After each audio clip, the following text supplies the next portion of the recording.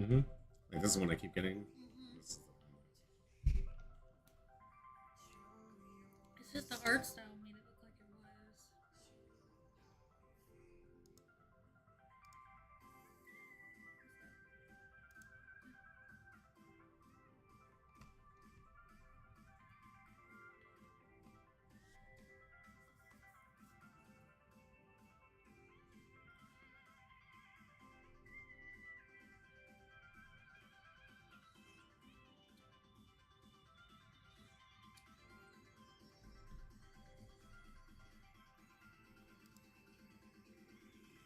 Oh, shit. mm-hmm.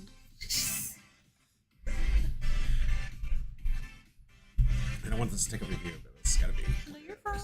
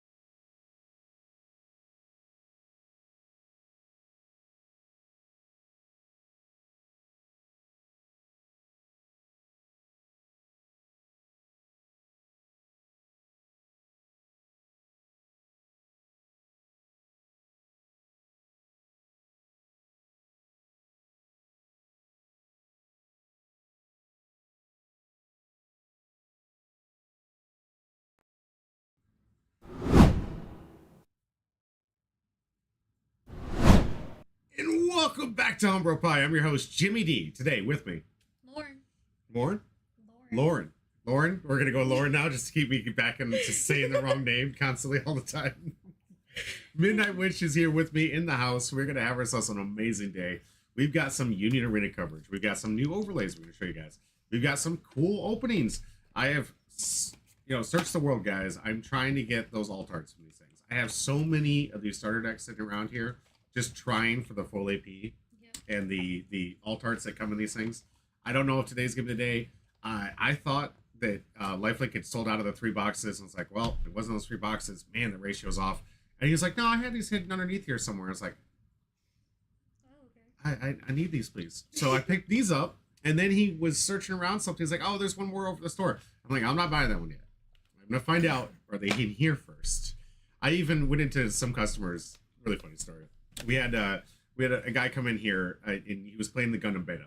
And I went up to him and was like, hey, dude, hey, I know you got some of these starter decks. Did you pull the alt arts? Did you get it? And he's like, no. I was like, oh, did your friends? Did your friends do it? And he was like, no. And I'm like, okay, I'm not trying to attack you. Just trying to find out the math. How hard is it to pull this? For those that don't know, my friend Marcus was able to pull the one from the Demon Slayer. Yep. And then, of course, I was able to get the one from what was it? The Bleach box that I opened. Yeah. Still haven't got anything from Hunter x Hunter, which we sold out of, and I'm still trying, guys. Still trying, because I'm actually maining that Killua in my deck and one copy of the other one, which is just all right, I'll show you guys a deck list for it. I love the deck. It's Gundam Friends. You're not going to see that until the tail end. We've got ourselves 3 rounds. Best of 1, because this is Bandai Run, and you're going to see some pretty quick matches. Get ready for it, because best of 1 is notoriously extremely quick. Hopefully we'll see some good gameplay. You guys will understand why I like best 2 out of 3, I think, after you watch the first match. But we'll see there. Maybe a little biased. I would like to hear your opinion on it, because I think, honestly, the way the format's been playing out for Union Arena, the game's fast enough. You can easily fit it within 50 minutes. And it as soon as you understand the mechanics and the rules of this thing, it's so easy, guys. Yeah. And go ahead. Quick. Yeah, super quick. When you and your opponent understand the mechanics of this thing, it's just like, okay, the game's over. Next game's over. Next. And we jam as many games as we possibly can, because we love this game. We think this game is absolutely outstanding. I love that for those that haven't gotten into Union Arena yet, and you're thinking, man, they're just throwing out all these new sets and all these new IPs. What do I do with this stuff? Well, good news for you guys. You can be locked into your IP all you want. You can go in here and say, listen, I only like JJK. I'm going to wait for Volume 2 of JJK. That's all I want to do is play JJK. That's okay. Because as we've seen, when it comes to crossplay, I don't think any IP really just dominates there. There are certain matchups that are really good. There are certain matchups that are bad. But there are ways that you can finagle the field. In our local community here, we've got, of course, every deck built, because that's what I do. I always make sure I try to build every deck in the set. Every. I want to know what's good. I don't think looking at the Japanese meta is going to tell you this is good, this is better over here. And I don't think that there was enough crossplay to really make a solid determination, because this game is brand new. It's only been out since October. I want to say we had a super pre-release, which is kind of cool. We didn't really do anything past that. We got our hands on the game, kind of like what we did with Gundam. If you guys want to check out that VOD, unfortunately not on YouTube, it was only on Twitch. You can go check out the Gundam. Go back on Friday. We had our Gundam beta event. It was super fun. Game's great. Plays a lot like this, actually, in some ways. Some different rules, different mechanics that I thought were just absolutely insane. A lot of fun to play. But this one right here, my flagships right now, I think my mains right now, One Piece, Union Arena, and then Gundam right now for my top games. Obviously, you guys might have seen the advertisements. You might have seen all the slideshows. We Lifelink Games, we host everything. We've got Grand Archive. Unique, out there. Most people don't know what it's about. It's a good game. A lot of fun. We've got Altered.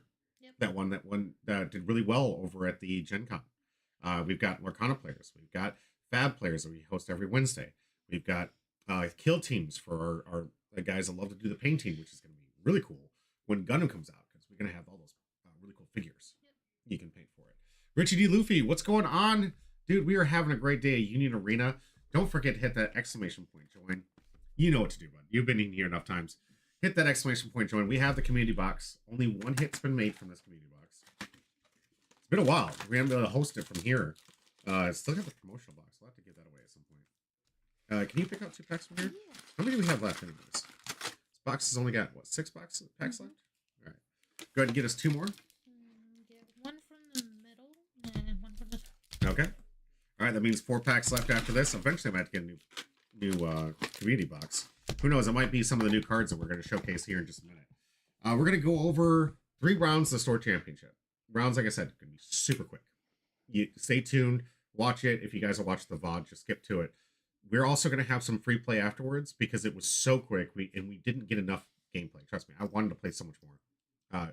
We had some extra games where we just put some of the decks and tested them out on screen. So like even outside, like we were done with the tournament like an hour and 20 minutes, and we're just like, can we play more? Like I came out here to play the game. It's already over. So yeah, we got made some deck corrections, made some stuff, and we got those deck lists for you guys coming up here soon. Right now, this is going to be the 2 packs we give away today. Right now, Richie D. Luffy, you're 100% guaranteed to win. Right here, 100% guaranteed to win. Let's hope some other people get out there in the chat want to see it. They're going to get in here. Maybe we'll give you 2 packs out. Of course, got to figure out what to do with this. Yes, we're going to get into some news real quick, like we always do. Try to cover up some of the new stuff that's coming, and kind of like give us our commentary on the growth of what is Union Arena. So if you haven't tried it out there, please 100% get into this game. It is absolutely worth it. One of the things that Richie, you might have just missed, if you like an IP, you can stick to an IP, but it doesn't matter. You don't have to overinvest. You can max rarity, 1 deck from 1 IP, wait for the volume 2, the volume 3, whatever is going to come out for these things, and you can play it. And I promise you, you're going to do well, you're going to have fun, and there's going to be some bad matchups, there's going to be some good matchups, and you're just going to have a great time. And you don't have to invest in every single IP. Me personally, I'm going to. I like the game. And the hits are insane, guys. They got thousands of dollars worth of cards that we're chasing. We're chasing. You got that 3-star, right? Yep, the Ichigo. That one isn't even one that I play. Yeah. Which happens, it seems like that way. We chased through the entire case of the new Demon Slayer release here. We had 1 Altart Nezuko. It was the rare. Yep. 1 out of all 16 boxes. That 1 2-star was pulled from Nezuko. Not multiples of it. Like, we got so many. It wasn't even him that pulled it. No. It was Divine. And you had to... The whole time this man was trying to get that from him. The whole time. The whole time. I gave him waifu packs. I gave him, like, Altarts. I was coming out of everything to try to get this Tanjiro, or this Nezuko. Because it's the one that... This is the set that I want to play. And like he sat there. There was like 2 packs left. Most of us are like, cool. We've got all the hits. There's nothing left. It's like, I'll pick those up. And gets the only Nezuko. The last 2. The last 2 packs. He gets the only one. He gets the Nezuko. I'll show you guys in the mid break. I've got the thing in a hard case because it took forever to get that thing. I wanted it so bad. Google Nut. Hey, I can't hear her. Her speech is broken. Oh, it's probably because the mic isn't used to it yet. All right, I'll have her speak a little more directly into it. It's okay. Thank you, Google Nut, for that. I do have some good news for you guys. If you can wait just another week and a half, we're going to have the mic set up where both of us are going to have our own mic. So it'll have that good, crisp, clean sound that we got when we're over live in LifeLink. So we finally made enough. Thank you for all your patrons and all your help. I really appreciate it. But we need to get the setup. I got to get it here. I, of course, got to work with Porter so we make sure that the soundboard's working right. And get check bandwidth. And there's a lot of computer stuff in the background that has to happen. But we're going to have better mics. You'll be able to hear her. You'll be able to hear me. It's not going to be like, that was intentional. So thank you very much for that, Google Nut. Yes, it is an upgrade that must happen. Also, I got a really cool overlay to show you guys. Check it out.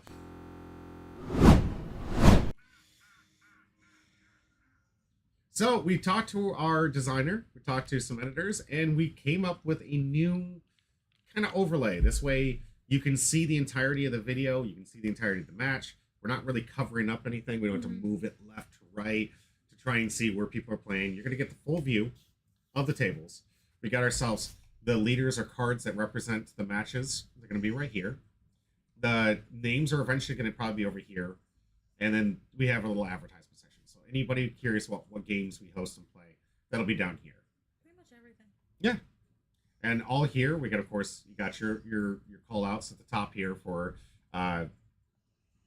you guys can't see it, but all up here, we got the call outs for the new subscribers. And by the way, new followers, Dr. Mambo, if you see this, dude, what's up to you?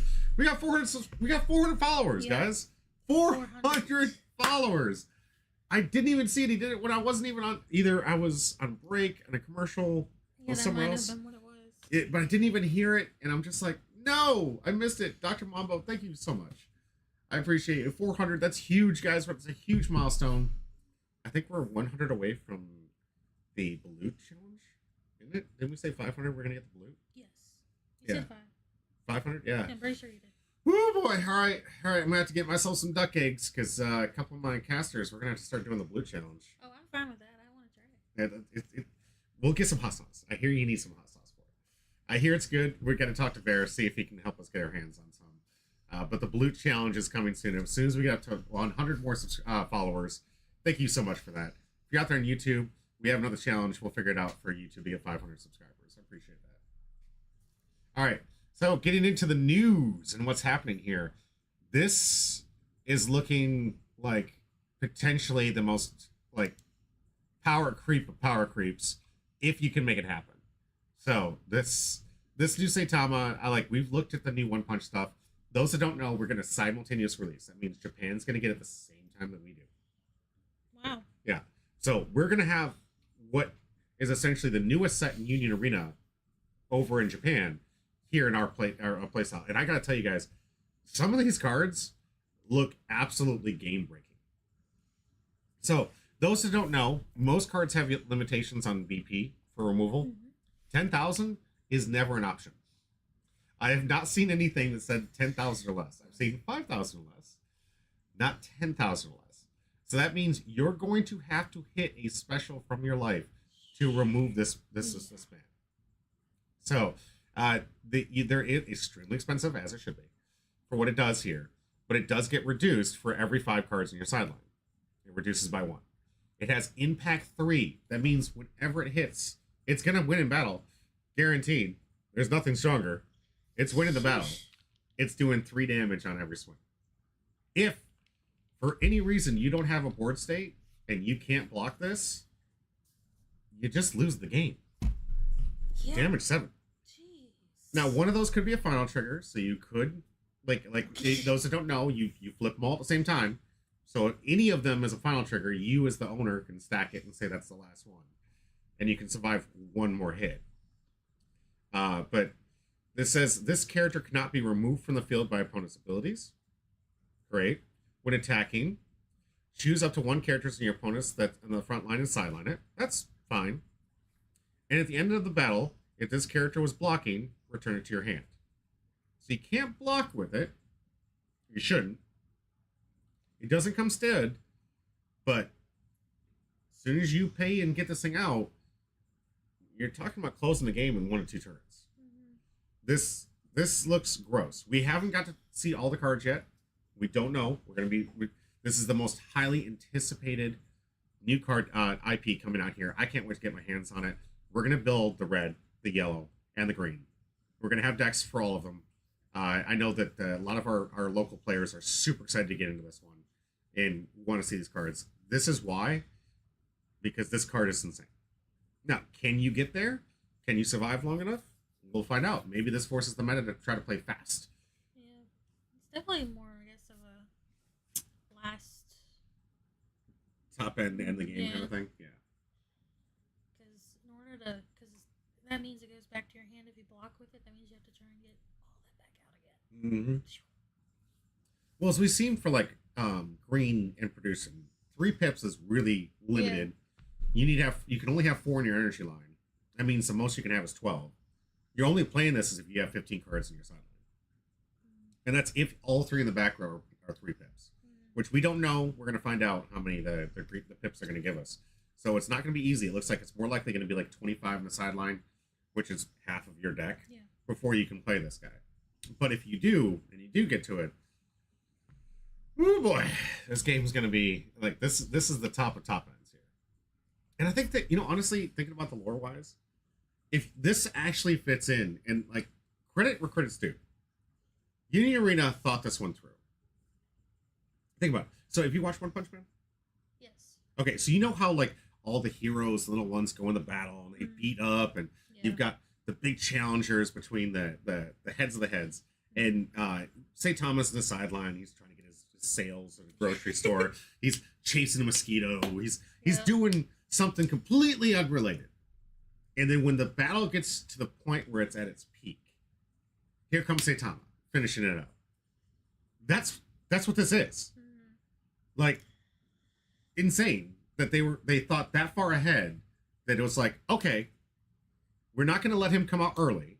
We're going to let him sit on the sidelines, sit in your hand. Yep. And Saitama is going to come in towards the end, and our baldy hero is going to close the game with what could potentially be one punch, one attack. Like, it kills in one for 7 damage, impact 3. This late in the game, most people don't have that much life. It's the one punch finisher. It's not a raid either, so it's gonna be one of those ones you put in the back line and move up. I'm like, I'm gonna need my silver for this. Right. Snipe. Get this thing off the board, please. Yep. Right? Oh man, it's gonna be terrifying if they can get this thing out and they put it in that back row, which is like, that's really hard too, because if you think about it, that means 3 slots, 9. That's 6. You might have to put it in the 6 front times 5 is 30. They would have to be down to 20 cards left, and that's not counting their hand. So that they'd have to churn through that deck to get this thing played in the back line. They might have to do it in the front line. But also remember, this character cannot be removed from the field by opponent's abilities. Yeah, there you go. Now, it doesn't say effects, so it doesn't say that like the life won't get rid of it. So if you have but if you play against this one, it used to be the magic number, which you would never go down to 1 life because you never wanted impact to end the game. You're gonna have to stay at 4 life, because if this thing gets through, it's over. It's over. It's all over. For those that might not know, don't watch that. Don't look it up. All right, this is another one. I love this. This was revealed in the Union Arena when we were at Bound to Card Fest. Everyone was talking about this. But they covered it up here, so we don't know what the ability is. Still has 10,000 power. 5, much easier to get out. Action point 2, and this was to indicate that they haven't told us what the actual effect is yet. So, looking forward to seeing what this is going to look like and how this is going to play. I want my hands on this one right here. What do you think? Is this the one you're chasing? It's pretty cool looking. It looks like it's like a lot. Like he's definitely about to. You're going to punch it. Yeah. But out of the one punch, you've seen it, right? Yeah, it's been a while since I've seen it. Sure. So, but what was your favorite character in there? Like, do you have any side characters? Did you like Moomin Rider? Or did you like the telekinesis? Genos, yeah. Well, Genos is good because we got some really good stuff to show, because Genos was one of the promos that we got for the store tournament. Yeah. So hopefully you get it. We'll find out.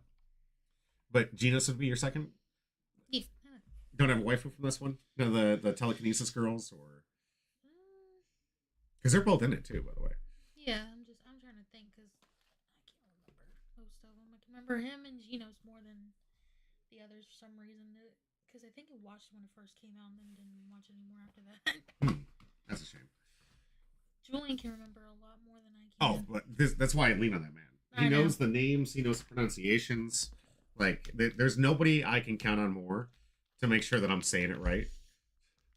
Like, he'll correct me, no shame, which I'm okay with, because I prefer to say it correctly. I don't want you guys out there going, the way you say manga. Oh, you said it manga instead of manga. Yeah. Well, I'm good. He's fixed me. See that he fixed me. That congratulations to mine. You fixed me. I'm never gonna say it wrong again. All right, this is the one I'm talking about. Some waifu work here. This one looks great here. This is the yellow deck. You got your terrible tornado. That's her hero name. I love the love scene between here. If you've been catching up here, it's so adorable because she thinks she's the most powerful hero in the world. And just if you guys haven't read the manga, seriously, watch it. It's really great. The relationship they're building between her and Saitama is peak fiction. It's so good. But this one says during your turn, if you used an event card this turn, this character gains impact 1. So this isn't a one time like we've seen with a lot of these cards, right? And this is a raid card. Yeah. A lot we've seen more recently a lot of raid cards that have like impact for the turn, like in the purple code GS. Yeah. This one, all you have to do is use an event. So this one's going to be probably tied around playing more event based strategies here. Yeah. And activate main if in the front line. Reduce the AP cost of the next event card from your hand this turn by 1. You can only activate this terrible tornado ability once per turn. So potentially we haven't seen all the cards yet. This could be potentially a free spell. We don't know because it reduces the AP cost, right? So we're gonna find out. Like it says AP, right? Yep, the AP cost, but if it's in the front line. So it's in the front line, 4,000 potentially impact. If you have an action for 1 AP, it's just free. Yeah. That's pretty good. We don't know what they're going to be. If they're powerful event cards, Terrible Tornado could be destroying some things here. And of course, we have the 2-drop, the one you're going to be rated upon more likely. If in the front line, Hellish Blizzard, her sister, cards on the field cannot be chosen by your opponent's characters and triggered abilities. This is peak. This is peak. She always protects her sister. She always protects us. Like the amount of energy these guys spend to make the effects match what the anime does is chef's kiss. I love this. I love this. So like, and I hope you pulled this art. This looks so good. All right, another thing that these promos I think we've already seen before here, right? So this one is some of the Demon Slayer. Surprisingly, I don't think we've ever pulled this guy. We did get him. Let's see. We got him times like 3, and I don't remember if we got 1 or none. But Guillaume, the guy's I feel like okay. I've seen him, but I have no idea. I can't remember. Yeah, we're gonna show you where you can find some of my deck lists. I built this deck list already for the Hashira. I don't know if it's any good yet. We haven't had a lot of time to practice, and I think did Divine bring his Hashira deck, and he was gonna play it until I forced him to play Dragon Ball Z.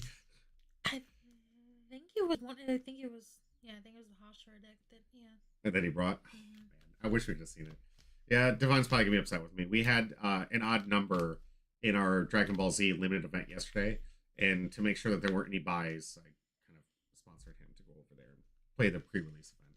I didn't want anybody's. Yeah, he did really good. He won it. Took it down. Never even played the game before. Took it down and won it. We're trying to build the Dragon Ball Z crowd, so I wanted to make sure that they had the best experience possible.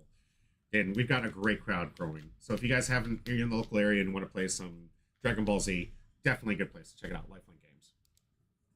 Next, some more of these Giyu. We got 1 copy of this guaranteed because I was playing with this forever. I love that. It's so pretty. Oh, I know. I don't know if we have any Shinobu. We're gonna look. So. Like some of these things were just impossible to find. They were just 1-stars. But we had out of 16 boxes, we sold out, I think, day 1. So I don't know where these might be and where they're floating around. But for those that are trying to invest, here's some quick investment discussions with you guys here. Patience is a virtue, okay? Certain things are going to go up, certain things are going to go down. But I want to show you guys...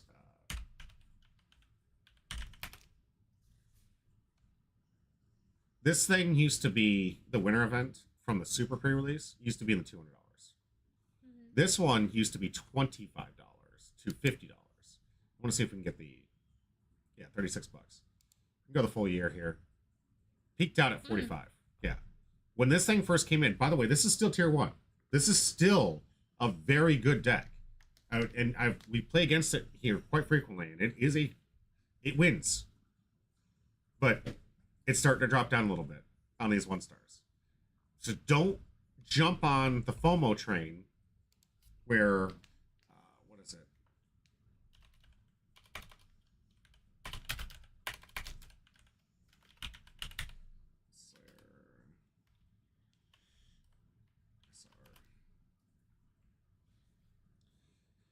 This one was going for like what, $400 when it first started. It was insane. Um, no, no, I did give us. I remember some initial sales. Yeah, like the pre-release stuff. Yeah, maybe they saw the prices up here. Yeah, this is the crap we were dealing with. Uh, this was the initial sales here. These people were trying to sell it for like $750. They were the first ones to the market. You had so many of these people putting these numbers up here. Don't fall for the FOMO. Don't fall for it. So we have, if you get these things eventually, this is a very affordable price for a nice 2-star, in my opinion. What do you think? Yeah. But after a set's been out for a while, the prices do start to try to get to a more reasonable cost here. I remember her being like $100 when it first came out. Now it's back to a reasonable 22, 30. This deck, we haven't get to play this one yet. Have we? Have you got a chance to practice with this one yet? Nope. I meant to yesterday, but I didn't get to. But I do have like both. Yeah. Well, we're trying to bling this out for you. Yeah, Brandon gave me a couple. Yeah. And then you gave me a Daka too. Mm-hmm. And we're gonna keep helping you out.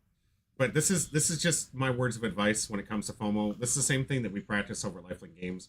We don't buy cards the first 2 weeks on a set's release because we know these are gonna tank. You get these FOMO prices. The same thing that's going on with Pokemon right now. Mm-hmm. You got all these people like chase after it. That's fine. Don't pay the scalpers, guys. Don't pay. They're going to come out with another reprint run soon. Yep. And then all those people that are holding on to that product are going to lose their money because they didn't get the first few people that needed to get the product the first 2 months. It's like, guys, wait. You'll get the cards in hand, and you'll get them at the point where they're actually reasonable. Because if you don't get the card in hand, sell the card immediately. Find your buyer. You're not going to maximize that profit. Like there's some people that I've been seeing that were doing the Gundam thing. I don't think they're up here actually. I think it's on eBay. But we had some beta events for the Gundams, thousands of dollars. You have a limited window to sell those for thousands of dollars. When this set officially releases in July, it's going to take. That doesn't mean in 6 years, if the game is healthy and everyone's still playing it, it won't even go even higher. But that's only because you held on to it, you kept it neat and clean, you didn't you kept it in a good humidity, you had it protected. That's where those rewards come from. But you got to be with the game for 6-7 years and the game's still going strong in order to make that return on investment. Right now, and I'm trying my heart out to try and maximize the rarity for this thing, but I wait, I'm not going to spend. Well, this one, these prices right here, I don't even think they're going to move, to be honest with you. This is the other thing, the outside of it. Those that haven't seen it, these are the alt arts you get from the starter deck. Oh, yeah. These don't move. These seem to stay pretty steady. Yep, and even nobody's got them on there as like selling them. They got 2 and 4. They're so hard to pull, guys. You guys understand why I want to pull the alt arts for this? Like, I want to show you guys the Sukuna. Like, I so badly want to pull this alt art today because these things don't move. They just keep going up because they're so hard to pull. So I just see these things going up. This is the exception. Starter deck promo stuff. That is the exception to the rule. It's because they're so rare. Yeah, incredibly hard to get. But this thing right here was going for like $100 back in the day. Look at that, 86. Just this one didn't even see play yet. I'm gonna wait. Hopefully this is a 2-star. If this thing can get down to about maybe $40, I'll pick up a couple of these and wait, and we'll go from there. Like you got to understand how the prices work when the product comes out. You got the FOMO prices. You got everybody saying I gotta get it before I don't get it. Don't fall for it.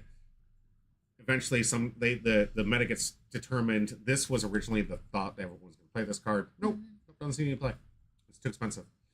So after it didn't see any play, it just kept tanking in value here, but almost at the price range that I'm willing to pay for it, and sit on it and wait. I can't tell you how to spend your money, but I can tell you how to be wise with your money. Oh my god, like these ones. I'm waiting. She was going for like $50 out the gate. He was going for like $50 out the gate. This one was going for like 25. I think they're gonna settle around. I want to say this one's gonna be around 16, 16, maybe 20 because of waifu, Yeah. and this one will be 25 just because it seems like the uncommon alt art treatment Yeah. always seems to sit around 25. You guys have seen the Sukuna Finger, the Risky Dice, the what was it for Bleach? Do you remember what it was for Bleach? I don't. Okay, there was one uncommon that got a reprint, they got a special treatment, and that one's they all seem to stay around $25. Do you have both of those? I Except have for the Tana? I have this one, I have the two in my deck, and I have Okay. one copy in here. Okay. So I'm still waiting. I want to blend this deck out. I really do, but I gotta wait. They're just too expensive right now. It's I know it's money I'm gonna lose, so I'm gonna be patient and keep playing with the deck, and eventually I'm gonna get these things.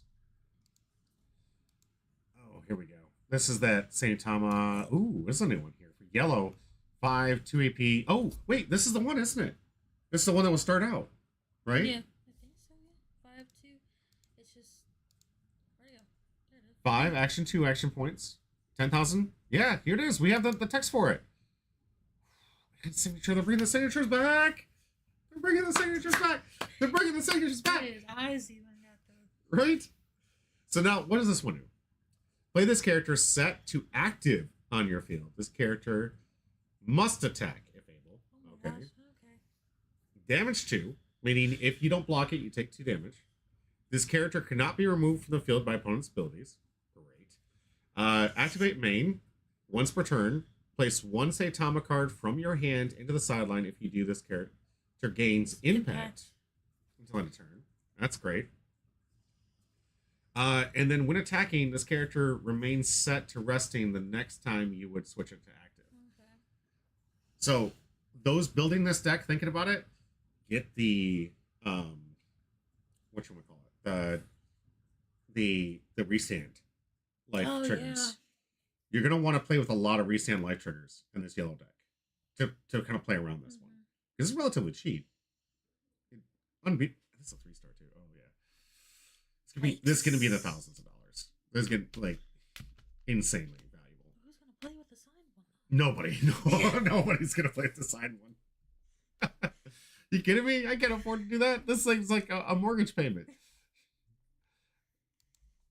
All right, and oh, I did want to announce that we do have some really good stuff. Simultaneous release as well. Those two. This one as well. Cool. We're gonna have a simultaneous release Pretty. with Sword Art Online with Japan. We're getting very close to the point where we're going to be caught up with these guys in their meta because there are some IPs, Rumint, there are IPs that may not make it here. Yeah. There's some things that we haven't even seen. I don't think Mummin Rider is going to make it out here because it never took off here, and it's a fun show, but it's really Japanese centric. So there's not a lot of pull for Mummin Rider to really garner that following. I have heard Rumint that 100 Girlfriends That Really, Really, Really Like You could be coming. We do have a second season. There's promise. So if you guys like that stuff, you want to get your waifus in here, you want to play with the 100 Girlfriends That Really, Really, Really, Really, Really Love You.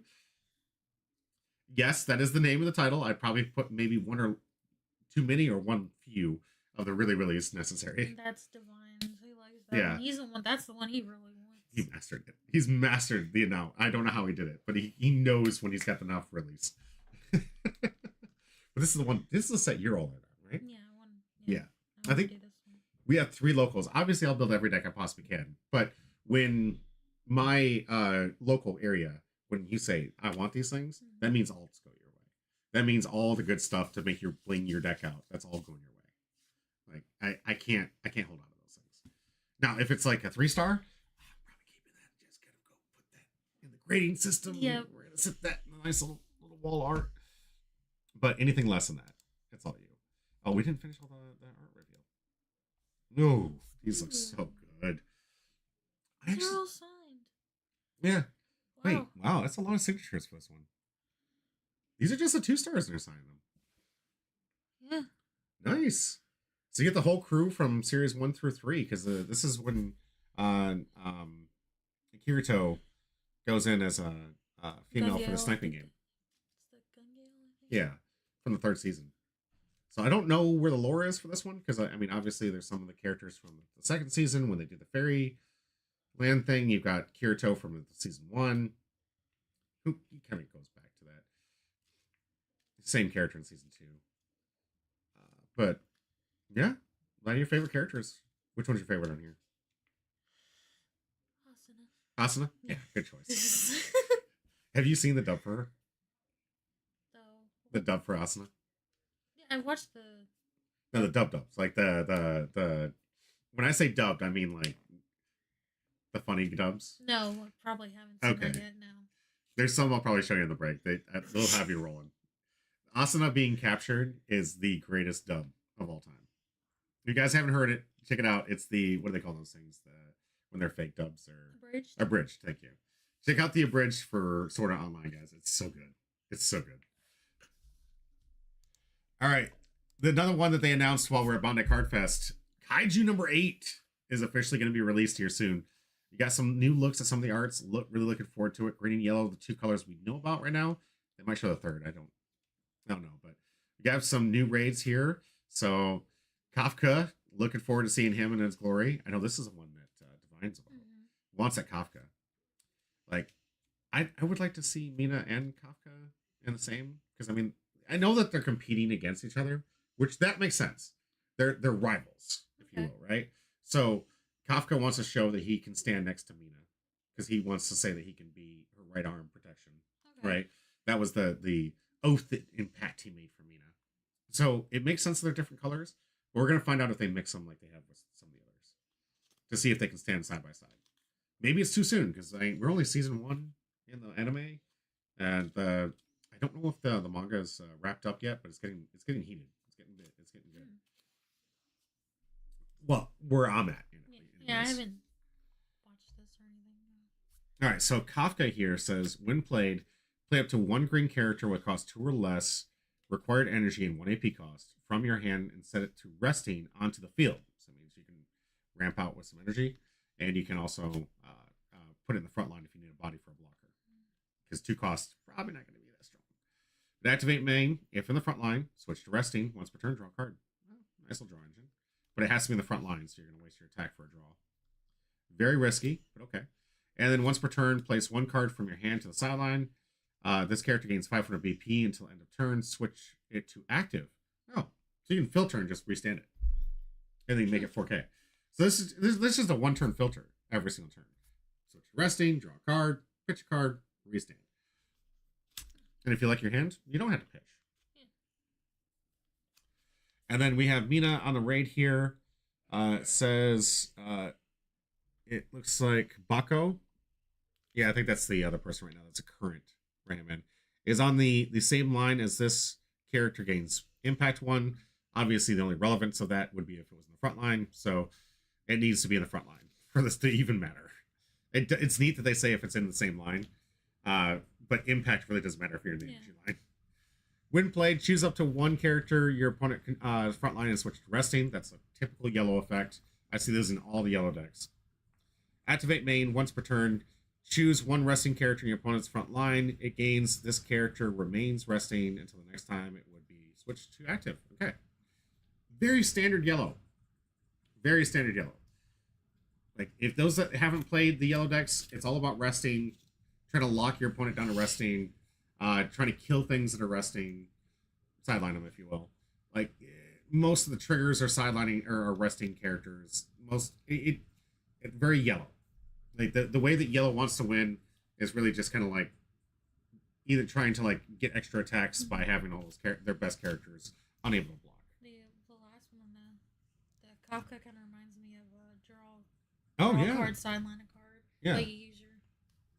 Yep, you just use your hand from there, which is kind of neat. And you also get that extra necessary 5K bonus. Yeah. Because 4K really is the hot sweet number unless you're wanting to run with Saitama. Then I don't know what we're going to do with this. All right, so also again, Full Metal Alchemist coming out. This one's already been out in Japan. This one coming in July. Really looking forward to seeing this.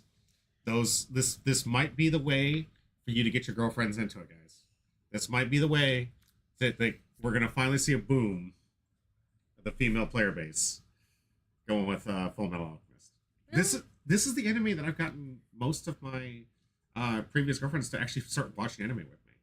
I mean, I've watched it, but I'm like, It's a favorite for them. It's good storyline. It's got a decent love story. It's got some good character development. yeah. You got some good brotherly love, of course. And I'm not talking about the sick one. You guys done you done. No, get out. No, I'm trying to remember that show. Older brother caring for the little brother. Yes, yeah, no, not that. It is two brothers looking out for one another the way it should be, like really taking care of each other, and probably one of the most epic stories of the early 2000s. Okay. One of the best stories. And if you haven't seen Aftermath, check it out. So yeah, we're gonna be seeing these. Let's see if we got. Yep, this is just blanked out, so we don't know. But these look good. Here, got Edward and Roy. Have you seen the Roy scene when he takes out the what do they call those things? I know you know the bad The guys. sins, yeah. The one he's burning, the one. The homunculus, right? Yeah, that is still to this day one of my absolute favorite scenes. It's like I'm an immortal. It's like yeah, but you still feel pain. So I'm gonna keep doing this all day long. So really looking forward to this set as well. And I'm one of those rare the boys that likes to get out everything here. But coming out, February. So February 28th. That's why everyone was wondering, like, what are they talking about starter deck coming out soon? So we'll get the starter deck soon. March 7th. That's close to this.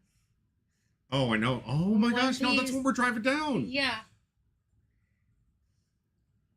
Oh, okay. Daddy Lifelink, we're going to One Piece card game day. Please hold off on the release of this event. Please. I didn't even realize that the release event was going to be. No. Maybe we get it a week early. Maybe we get it a week early. I hope. Maybe this is just the on sale phase. Oh God, Daddy Lifelink, please hold off for 1 week on the release. We're all going down to One Piece card day, or the One Piece day. Oh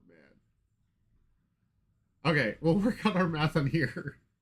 Definitely not going to have any content for it. Still cutting out for you?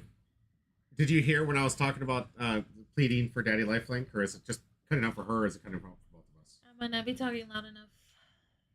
Yeah. It's asking you to use your indoor voice. You got this. Oh yeah, that's when we're going down to One Piece Day. Yeah. Yep. Going down to Texas. All right, we'll work that out. Hopefully, just for her for some reason. I think it's because she's so soft spoken. It's used to me yelling at it because it's so far away. That it's like right in front of me. That's why I try to do it, but I think it's like, should I ignore that? It's quiet. Should I ignore that? I don't know. All right, guys, we're gonna get ourselves into round one. So we're gonna showcase something I really enjoyed. This was Brandon came in, said, "Give me a deck," because I have every deck built. So I gave him my absolute favorite, probably second favorite.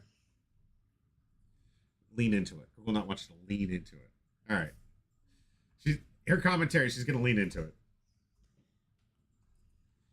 So this was one of the decks I've actually been on to max rarity. I've gotten all the release event cards for this. And be able to max this out. This one wasn't too hard because there was really just 2 alt arts. Everything else you had to get release event stuff or box topper. This only had foil. This only had foil. These were release events.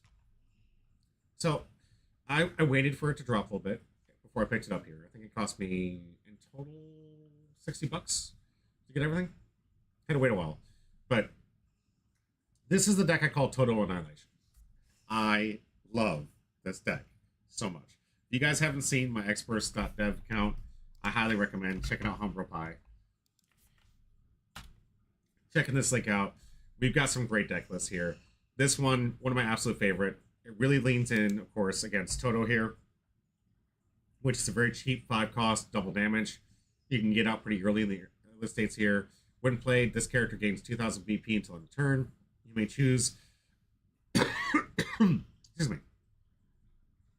You may choose one character with both your opponent's front line and energy line and swap them. This right here is probably the most devastating effect since I've seen it played. A lot of decks have been leaning quite heavily on what they have in their back row, and they don't really want to use their resources. You can tear decks apart, guys. If you know they're leaning themed on Gones, you can pull those Gones forward. Karapikas, you can pull those things forward. If you're Illumies and you're trying to set up for like an Illumi play later, I'm going to pull those Illumies forward. It's not just attacking those double pips that don't have step and can't move back and forth. You can attack the double pips, but it's also recognizing the themes of the deck. Now, you want to think about like a Lancelot deck that's out from the Code Geass, right? Yeah. If I'm taking those Huzakus, not only am I hurting their energy line, the ones without step, obviously. And not only am I hurting their energy line, but I'm also getting them off from raid targets for the Lancelots. And taking them, and like if you're going to play against even my deck, the Tanjiro here, that if you know that I need, I'm light on Nezuko's, you can take my Nezuko's out, and then I'm left with only the Tanjiros. And vice versa. Because you know the deck is made up of Nezuko Tanjiro. Like, we'll show you guys in a minute, you'll see it. But there's really just 2 characters that it's really based around. And this one's really just based around Toto. It's got this amazing ability for double attack. I really love Miwa here. She just does a great job here. Double attack here. This character must block each opponent in battle. It's like, oh, well, she's only 2k, so she's guaranteed to lose. Not necessarily. When you're playing a Jujutsu high deck and you use her smartly, choose one character on your opponent's field. It loses 1,000 BP for each affinity card of the same line as this character until end of turn. So, she's the front line. You could have 3 others. You're reducing by 3,000. You can block. So any 4k, you can block that. So they attack with the 4k first. Now, if they attack with the 5k, it's unfortunately going to get knocked out. But there are ways to maneuver to keep her alive. She also has a removal effect here. So when played, for the same ability, for as many Jujutsu highs on the front line, it will reduce by 1,000. And remember, in this game, if they were reduced below 0 or as 0, the thing is sidelined. So this is a extra removal spell when used appropriately. Everything in this deck is pretty much Jujutsu high, except, of course, with the name Takada, because, of course, this is his best girl. So he needs to get that for his bonus points up here for this version. Boogie Woogie, probably a really fun special. I really like this one. Choose one character with 5,000 less BP on your opponent's front line. Place it in the bottom of their deck. Very good. Means you don't have to worry about it going to sideline, not helping those sideline decks.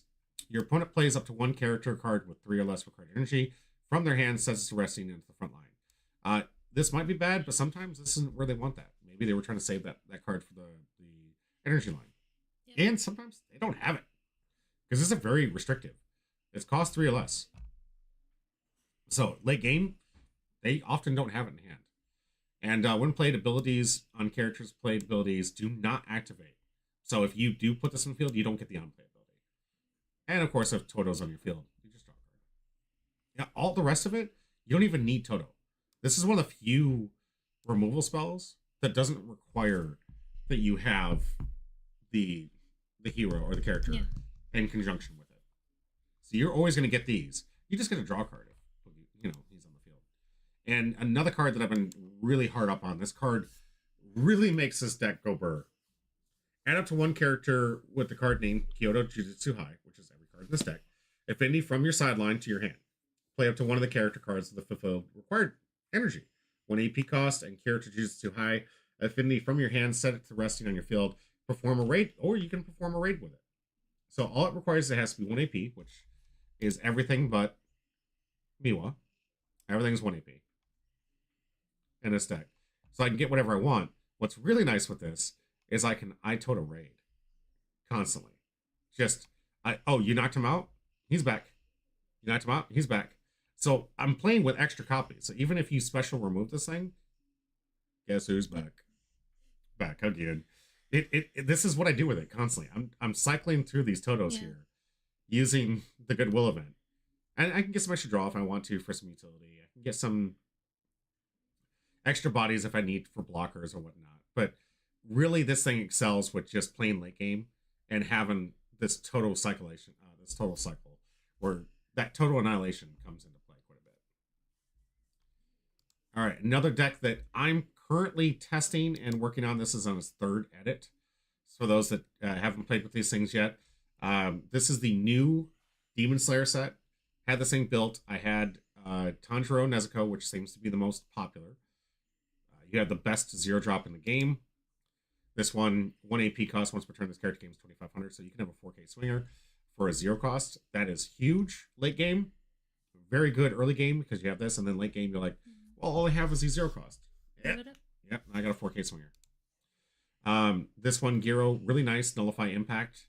This is something you haven't seen played too often right here, but really good against those impact decks. This character cannot be sidelined from abilities, opponents, characters, and events until the next turn. So the good news is, when you play this in the front line, even though it's resting, you don't have to worry about those nasty specials or anything. Just saying, get that off the field. So you at least get one turn to keep that for the Nullify Impact. And it's a nice little 4K body. This one I really like here. This one, 4K attack here. Neither of these were raid targets, so I don't have to have the subjugation here. But I have an impact card and choose up to one character. When played, I can choose up to character on my front line and switch to resting, draw a card. Okay, it's yellow. Switch to resting. Switch to resting. That's what yellow does. It's the theme of the deck. Obviously, everything else that I can, if I'm going to play Nezuko and Tanjiro, I'm going to play as many copies as possible. The hardest thing I had to do in this deck was find cuts for this card right here. So this one only available in the starter deck. It's a rare. I have been telling everybody who's been trying to play this deck, this is a card you have to play. It's a 2-for-1. No, it doesn't have trigger. But if you really want this deck to actually work, you have to play this card. It allows you to grab Tanjiro and Nezuko. You can grab 2 of each, 1 of each. I don't play with these other 2, but you're playing this theme deck here. You need these. This deck only works well when Nezuko and Tanjiro are in your field. When these 2 characters are out at the same time, you're cooking with gas, and it's very hard to beat this deck. Like in the anime. Yeah. As soon as and if it works out well, and you have these 2 raids, and they're going back and forth, and you're constantly bringing them back with Tanjiro, you're constantly swapping them for an extra attack with Nezuko. Like, you're really cooking with gas, and you will win more games than you realize when you have both these out. The problem is, it's very difficult to get both of them out. These guys don't like each other. They don't seem to, in my deck personally, I can't seem to get them to play nice, work together. I either see, in a lot of my testing, I've either seen only Tanjiro with like maybe 1 or 2 Nezuko, or only Nezuko with like 1 or 2 Tanjiro. Yeah, so it's like cooking with oil, but he's trying to mix oil and water. Right? Exactly. So it's just, it's infuriating. I'm trying to get these 2 to work together. Like, I'm sure there's going to be days where if you had a good run and you had the perfect mixture of Nezuko and Tanjiro, you're going to win. If you can get these 2 out in the same time, early game, because it's very low, 3 and 4, you get some early attacks in here, start getting those early impact hits, you're going to win more games than you lose if you can see these 2 together. If not, you're really kind of playing a one-sided deck that you kind of hope gets there, but I don't know. I've lost more games because I couldn't get these 2 out at the same time than I've won. Yep, here's our removal spell right here. Choose 1 character with 3,000 less BP. Of course, if I have Tanjiro, 5,000 less. Silent it.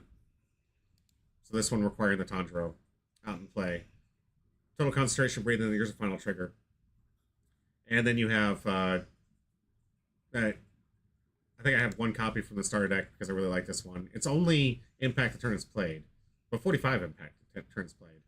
And I think the reason I'm playing with it is because I actually have those you can see right over here where my mouse is. I have this card ×1 because of my good friend Marcus. So I'm not going to not play with it. I have 1 of the Altards. Alrighty, guys, we're going to get into round 1. See, this is best of 1. because, of course, anytime Bondi sponsors the event, I have to obey by their rules, which means best of one. I'm gonna look at my opening hand. I don't think I liked it. I don't. Another thing with this deck, I can't tell you how many times I've had my starting hand just no good in this deck. I don't know why they clump. I don't know why they do this. Maybe because they're in Batman sleeves. I don't know. They're like, wrong IP, bro. But I like never, ever, ever get a starting hand I want to keep. For me, with mine, it seems like sometimes when I'm against certain people, my deck decides to clump in the worst ways, and in other ways, it's just like, we'll just give it to you. Yeah. I'm like, really? Running with a good start here. Zero drop Toto. Of course, you want to see it. Gonna start my turn with a draw. Clearly, that mulligan didn't help. Gonna play a zero drop because I got lucky. Notice my life isn't even out yet. I'm so discombobulated right now because this hand is completely unplayable. I had to take an extra draw on the first turn because I did not have a zero drop. All right, so it's getting out here. Now it's going to have access to 4 energy. Because, of course, when this one's restood, it produces 2. Going to take an extra draw. And I think I'm going to have to go to discard.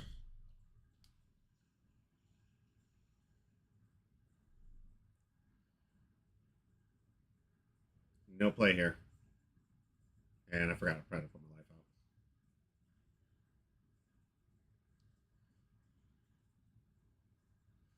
Yeah.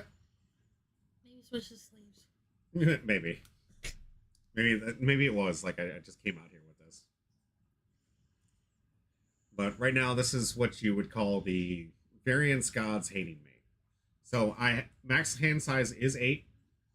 So everything that I just discarded went to the exile zone, not to the sideline. Of course, my beautiful altar I put in the sideline here. Give you. But I'm going to pass back. Brandon, thinking about his play here, really wants to get an early Toto out here because there's double damage with no wall here. It's just absolutely devastating.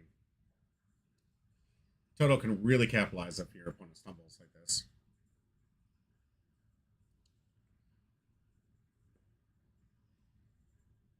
Gonna think this through. This is also Brandon's first time playing this deck. Yeah. So he's He not picked a random deck, and I was like, I'll play with this. Well, he said, "What's tier?" And I told him, "Oh, that's right." The best decks I own right now, by far, the ones that have been tested, tried, and true: Toto Annihilation, Dawn and Friends, Kurapika, the Purple Kogias, and the Kento side of the JJK Sukuna deck. So if you get the Kento version of this one, by far one of the best. And so with that, obviously, I'm still testing Demon Slayer. I'm still trying to make this look good. Trying. Because this is my favorite AP, but I might get to a point where I'm just like, I'm gonna have to wait for Volume 2 to make this more consistent. Yeah.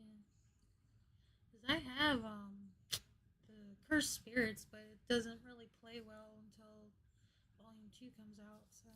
Right. Unfortunately, no more 0 drops or 1 drops available here. I'm playing 10 0 drops, additional 4 1 drops. So a good portion of my deck does get off their start. Yeah, here comes our double attacker. Like, I had to actually check this card because I know it swaps. I was so nervous he was going to pull my Nezuko up and kill it. And I would just be like not playing the game at all. But it has to swap, thank God. Yeah. It has to swap. See, with Hisoka, you can either pull it forward, but if the lines are full, then you swap. Yeah. Like, oh man, if you had that out, I'm just dead. I'm just dead. You're like, what's that one energy you're producing right now? Kill it. So this one, on play, gets to look at the top 3 cards, grab a Jujutsu High card from the deck, and then if you add a card to your hand, discard it. That's sideline. So, Boogie Woogie, Boogie Woogie. Ooh, Ooh. and Goodwill Event. That is a whiff. Wait, doesn't the Goodwill Event have Kyoto? Maybe I'm wrong here. Now, is it a type or character?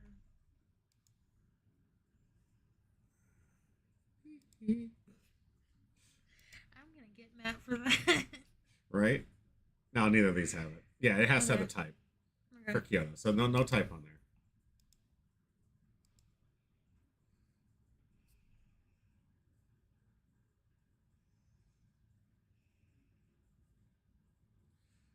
Sadly, I was like, I couldn't believe it because this deck is all Kyoto. Like this, I've played this deck hundreds of times and it never misses.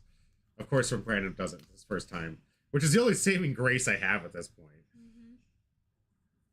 Because we've seen he's already gotten double damage on me here. I've had to discard. This is discard to hand size, by the way. For anybody wondering, this isn't from life. This is I have to discard these cards because I can't play anything. Double damage coming in. He's like, I get to reduce this. Like, reduce what? I have nothing to the front line. I can't do anything. Little Nezuko back here. I just got this one little energy right. Gonna pick your cards. He's like, I think this has non-playability. He said, yes, it kills a card. He's like, really? It's like, I don't have anything. Oh no, two more Nezuko. All right, gonna draw a card. The other one gets to restand, which, of course, there's nothing to restand. Okay, take the extra draw. Finally get out some energy. Finally got a 0-drop. Here comes Nezuko. Finally getting up something to run up here. And see if I can manifest something. Total concentration. Restand 2. Trying to use that giant hand I had to try my best to come back from this game. I've gone 3 turns without being able to play a single card here. Here comes double pip Tanjiro. Total concentration. Oh, we should have those. I kept those because I knew if I was going to get back in this game, Yeah. I had to keep those. So here's a removal spell. Finally have enough. Get Toto off the field.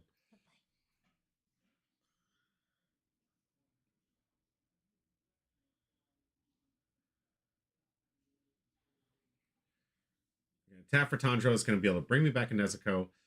I can either put her at the front line or the back line, but she comes into play rested. 3 cost or less, 1 AP. If you, for those that don't know, if you get the raid, you cannot raid with it. It specifically says you have to be able to raid with it. Right? So, Okay. Nezuko going to come into play. I think I screwed that one up. Because I think it has to be in the resting area to swap. But I'm going to come in with impact. Well, here's another misplay. He should have had to block with that. Because she has to block. Oh, okay. I think I was so flustered with here, Yeah. with not having been able to play anything, that I didn't force him to block with this. He should have had to block with this. Yeah, like I'm not thinking about the other deck right now. Yeah, right? Right now, that was my entire hand to try and come back. I think I have 1 card left in hand at this point. I had to use everything I saved up for just to get something up here. All right, so he's going wide here, At least you got something out there. right? He's got himself 3 energy. Double thinking it.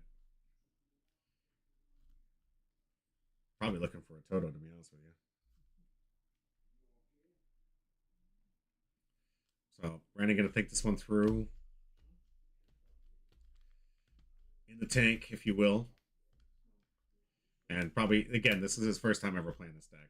And of course I can't tell him because we're in a competitive tournament. Mm-hmm. Want to make sure that like we're all playing for those awesome winner cards here.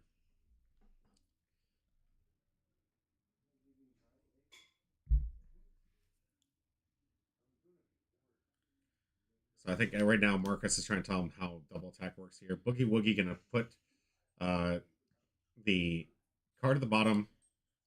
Now I have an opportunity to put something 3 less. There we go. I had to put it at the front line so I can get some blockers out. Boogie Woogie drop the Nezuko. I finally get something on the board. That's Nezuko, of course, not rated. And I think the second to last card in my hand here. All right, so first attack coming through. He thinks it's reducing. I said that's on block, not on attack. Man, that card's a whole book right there. Right. So first attack. Gets a pick. Takes to the bottom. Nezuko. I can raid. So now I have a blocker.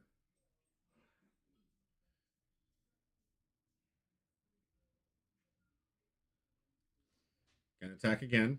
All of them really 2025, so. Going into attack. There's a block. Comes into attack, hoping for a restand. That's nothing. Coming into attack, hoping for a restand. Get a draw card. And coming in for an attack. Hoping it's a final. It's not. I can raid. No, I can't. I only have 300 G. Yeah, see, there we go. Yeah. Yeah, that is best of one, guys. That is what it's like when you have to play best of one. I got 3 rounds this thing. I want to play for the winner pile. And unfortunately, one bad hand means I don't get to play the game. So this is my argument. This is me on the podium stand saying this should be best 2 out of 3. There is enough variance to it. There's a decent mulligan rule. I'll give it that. Maybe my shuffling's bad. Okay. But this is the feel bad moments in these bad games that you don't want to have happen. So I am pleading to the Union Arena staff. Please make this best 2 out of 3. Seriously, the game's fast enough. It doesn't matter. A lot of new players will get used to their deck. Brandon, I think, is loving this deck so much that he's going to get real fast coming up soon. Yeah. That was a 10-minute game of me staring at my opponent. And then eventually finally being able to play cards, but it was just too late. Obviously, there was some mistake on the screen. I should have told him that he had to block with that card. Maybe the double attack gives me one more turn. We're looking at my hand, guys. I have 1 card. It's not looking good. All it takes is next turn for him to just keep going wide, and I'm done. Right? Yep. So, and I'm not seeing the combo cards I need right there. Like I had to empty my entire hand just to get something on the table, and it still wasn't enough to even get any damage through. It's kind of like I keep bringing up Bondi Fest when I went up against another opponent. She had a really good deck. I can't remember what was it. It was the Megami deck, and almost the whole time she couldn't get anything out because she didn't have both of her hands. The mulligan and everything was bad. And then when she finally was able to get everything out, I had 2 Loomies out and just it was gone. She didn't get to be able to play. I felt so bad. And those are the games I want to prevent. I don't like those feel bad moments where it's like you come in here, you're playing for a competitive event, and then 1 round, 1 bad die roll, if you're good enough to understand what's good on play, what's good on the draw. Yep. 1 bad matchup, which can still happen, but in bad matchups, most of them get towards the 50-50 line. So if you have more games, there's a higher chance that the skilled player is going to actually be able to win this one. At least you're going to feel like you were skilled enough to win that one.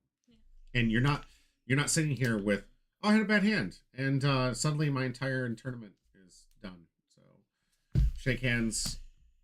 Yeah, you're not going to see me on screen for the rest of the tournament. I actually got knocked out. I got last place for this one. It was one of those sad moments where it was just 2 bad games through a bye, and I got nothing. It was the last place for this one. So thankfully, Lifelink gives out some great prize support. We'll see those packs at the end of this. But I didn't get to pick any of the winner cards. I didn't do anything because 1 bad hand. Now, it's okay because I still love the game. I still got to play. And we have a great community where I can get the cards I need to from you guys. I can always trade. And we have this, I cannot thank my community enough, where we get together and we make sure that everyone can play the deck they want to. So I'm not going to say that like this destroyed my experience. But I will say that if you want to make good content and you want to have something that's fun and interactive for the players, you need more gameplay. You need to make it. And when it's Bondi Run, I don't have a choice. So I'm pleading to Bondi yet again. Please make Union Arena best 2 out of 3. Please. People that are good with this deck, it can be fast enough. Like, do you remember how smooth that was at Bondi Card Fest? That was incredibly smooth. We had 35-minute rounds. Everyone was done. There was only maybe one time it went over, but that was for the main. It was because they were on the stage. It moved them to the stage to get them the entertainment-wise. Every round, slick. This was the first competitive event in Union Arena recorded. It was the smoothest event I've seen. Even the judges were like, we were moving Fast. Yeah, it was like, okay, we're done. Because everyone there knew how to play the game. They know the mechanics. They're trying to get through. A lot of the early setup stuff, it's really simple. Yes, put up 1 energy, 2 energy, 1 energy. Okay, here's my energy 9. Here's my play. Here's my play. Here's my play. You walk through the stage. It's not that complicated. So you can finish a game, which you just saw in 10 minutes. And I would have preferred that one to be faster, to be honest with you, because I wasn't playing anything. So it's like, please end me quick. I want to play some more match. I want to play a game that's actually interactive and fun. But it happens enough for us in this game where it's like, I think that's the fix. I think that's the fix. It's because variance is always going to be a thing. I think the resource management's fine. The mulligan roll, it seems to be the best we got. I don't know of any other way to get the numbers right. But this is what the card game needs. It needs best 2 out of 3. So maybe you agree with me. Hit up the Bondi out there. We're gonna take a quick break, guys. I gotta get the board set up here for round 2 of this tournament because when we come back, we're gonna do round 2 and 3 because they're really quick games.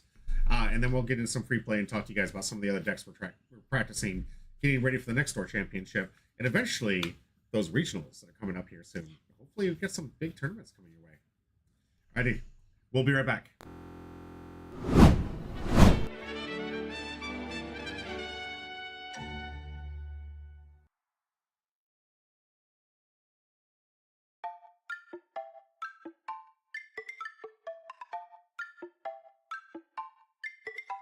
If you ain't come to move, then what the hell are you here for?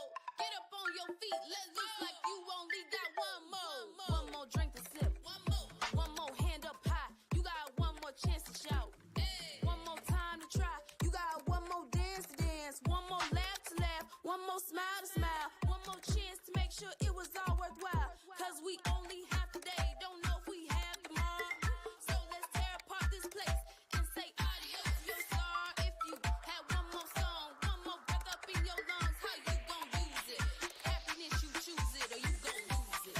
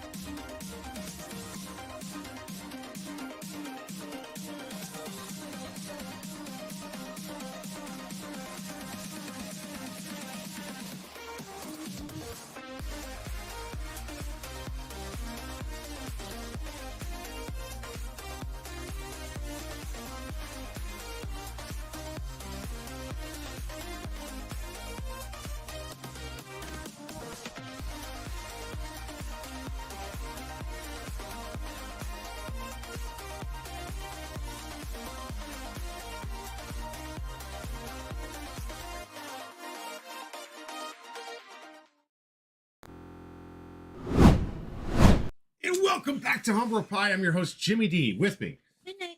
And we are going to be covering round 2 and 3 of this amazing store tournament that we had for Union Arena. We got some great matches. Toto is right now taking down the leader top and just dominating the table. Brandon playing my Toto Annihilation deck. For those that haven't seen it yet, check out my X-Burst account. I put all my updates every time that I make changes, every time I'm making tweaks. I have a player base of about 8 to 10 people that are all trying their decks. We're always making modifications because there's only so many games that we can play, and we're still working on getting some time for the Kitsune's little emulator. If you guys haven't checked it out, there is an emulator for it where you can play it. He's got beta version. Check that thing out. If you guys need the link, please hit me up. I'll let you guys know. Great little emulator to get some extra practice in for this very much growing game. It's brand new. A lot of people are trying this thing out. Our community is slowly picking up some traction. I'm thinking in probably several sets from now, we'll probably be able to hold some championship series. I think because there's one thing I have appreciated about Union Arena. When we come together to play some of the other games, if we don't feel like we're doing well in the tournament or whatnot, we just pull out our Union Arena decks and just start playing Union Arena. Yeah, Because there's not enough time for us to, like, unfortunately, when you have like these events like once a week, it's on Saturday. This was Yep. best of one. We only got to play 3 rounds for the main event, and then we just kept playing. So we have some free play games we're going to show you guys afterwards for our third break. We talked more about the developing meta, where it's going, what we wanted to try. This one, obviously, I was doing my best because Demon Slayer just came out. I told people it's a decent deck. It is a decent deck, but it is a high roll deck because you have to have them together. They have to be in sync, and you have to see their raids together to be good. Yep. Yeah. This is the card I was telling you guys about that I had to beg and plead for Divine to let go of. I finally got a copy. I need 4. This one I want to keep in case. All Might says, is it hard to get into? Not at all. Not at all.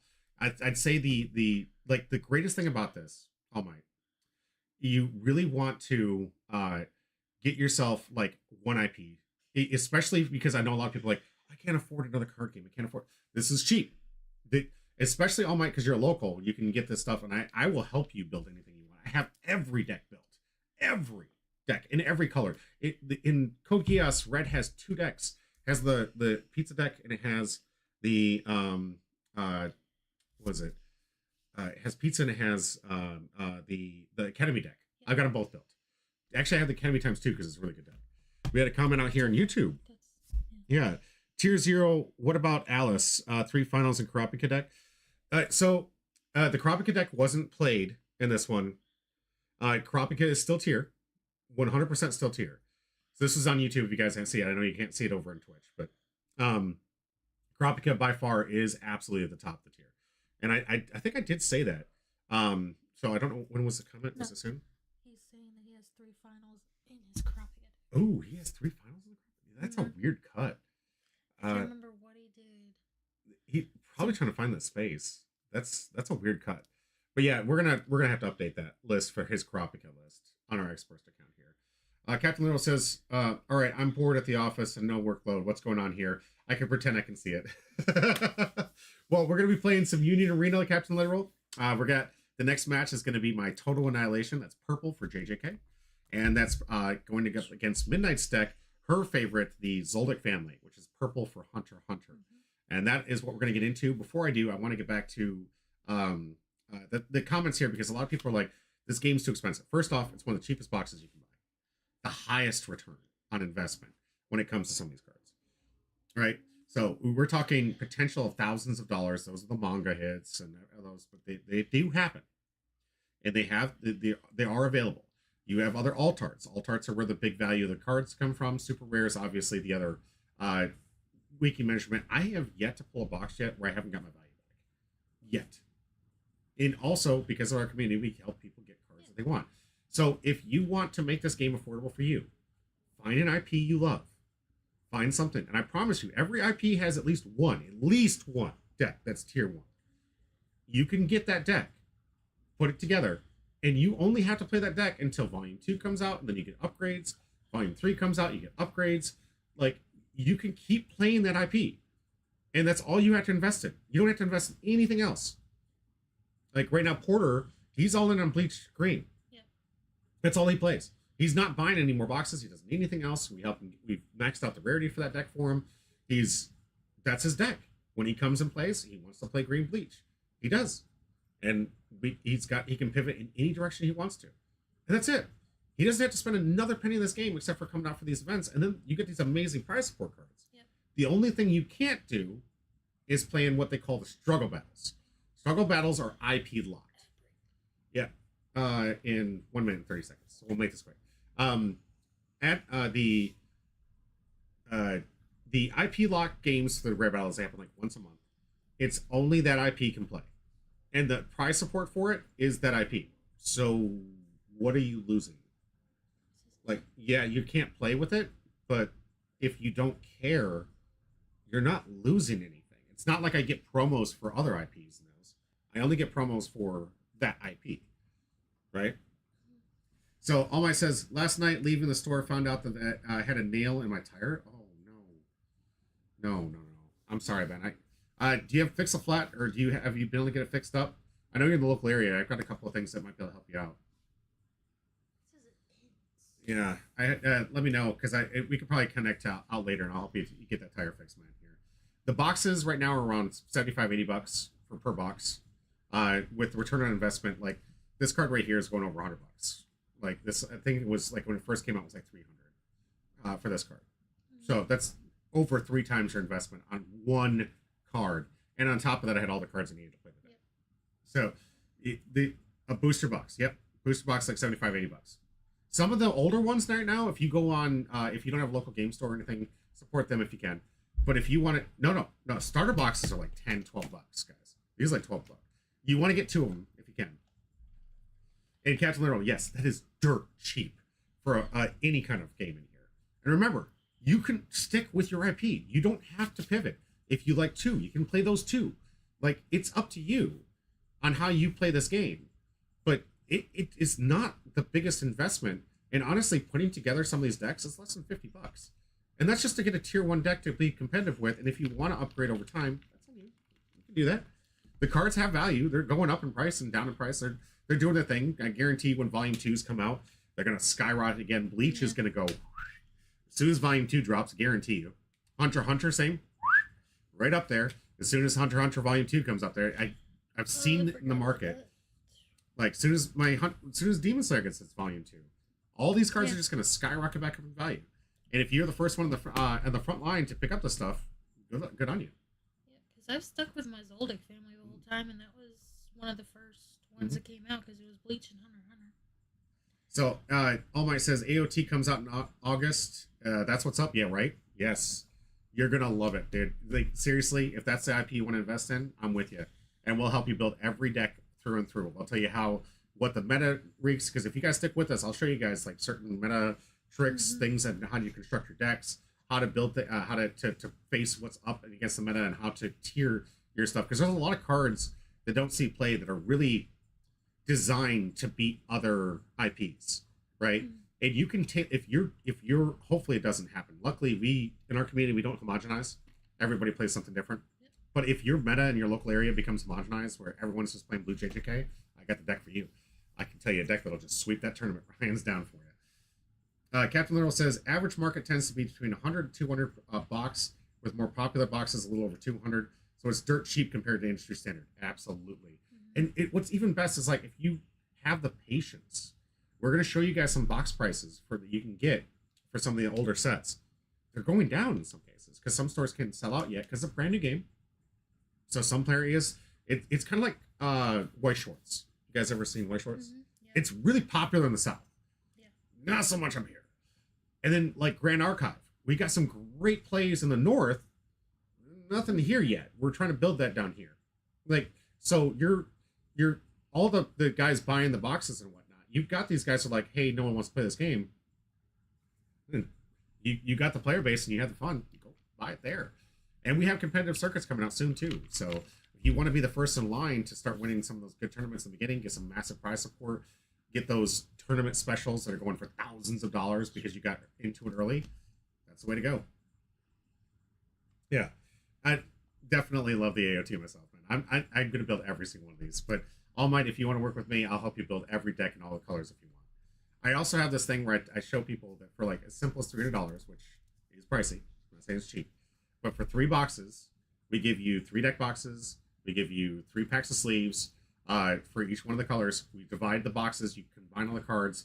With 3 boxes, you can have every single uncommon and common you need, every single rare you need, and then maybe a few super rares you might need to pick up afterwards.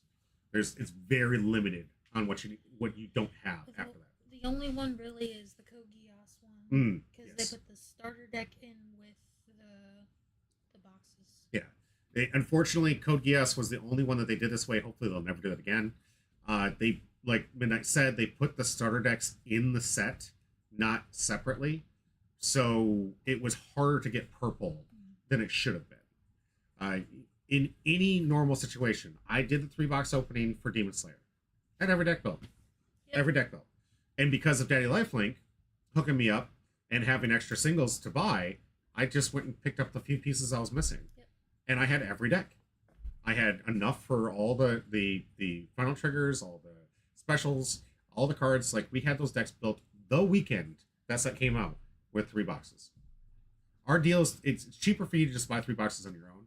But if you want matte back sleeves, deck boxes, the whole thing where we make it, we have that offer right now on Lifelink. If you want to buy 3 boxes, we'll make it for you. We'll do it live on stream, and we'll make the decks for you. And then you can have all the decks that you want right there.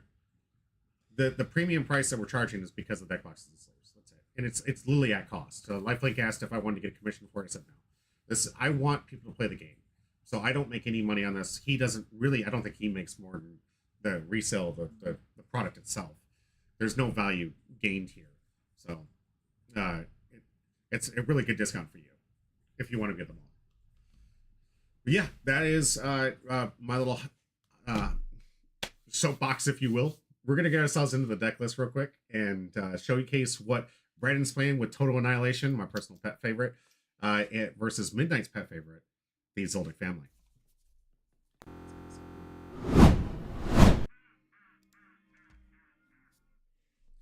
Alrighty, starting off with Brandon's deck list, the Total Annihilation. For those who don't know, Toto is the leader for this. You can see him on the left-hand side of the screen.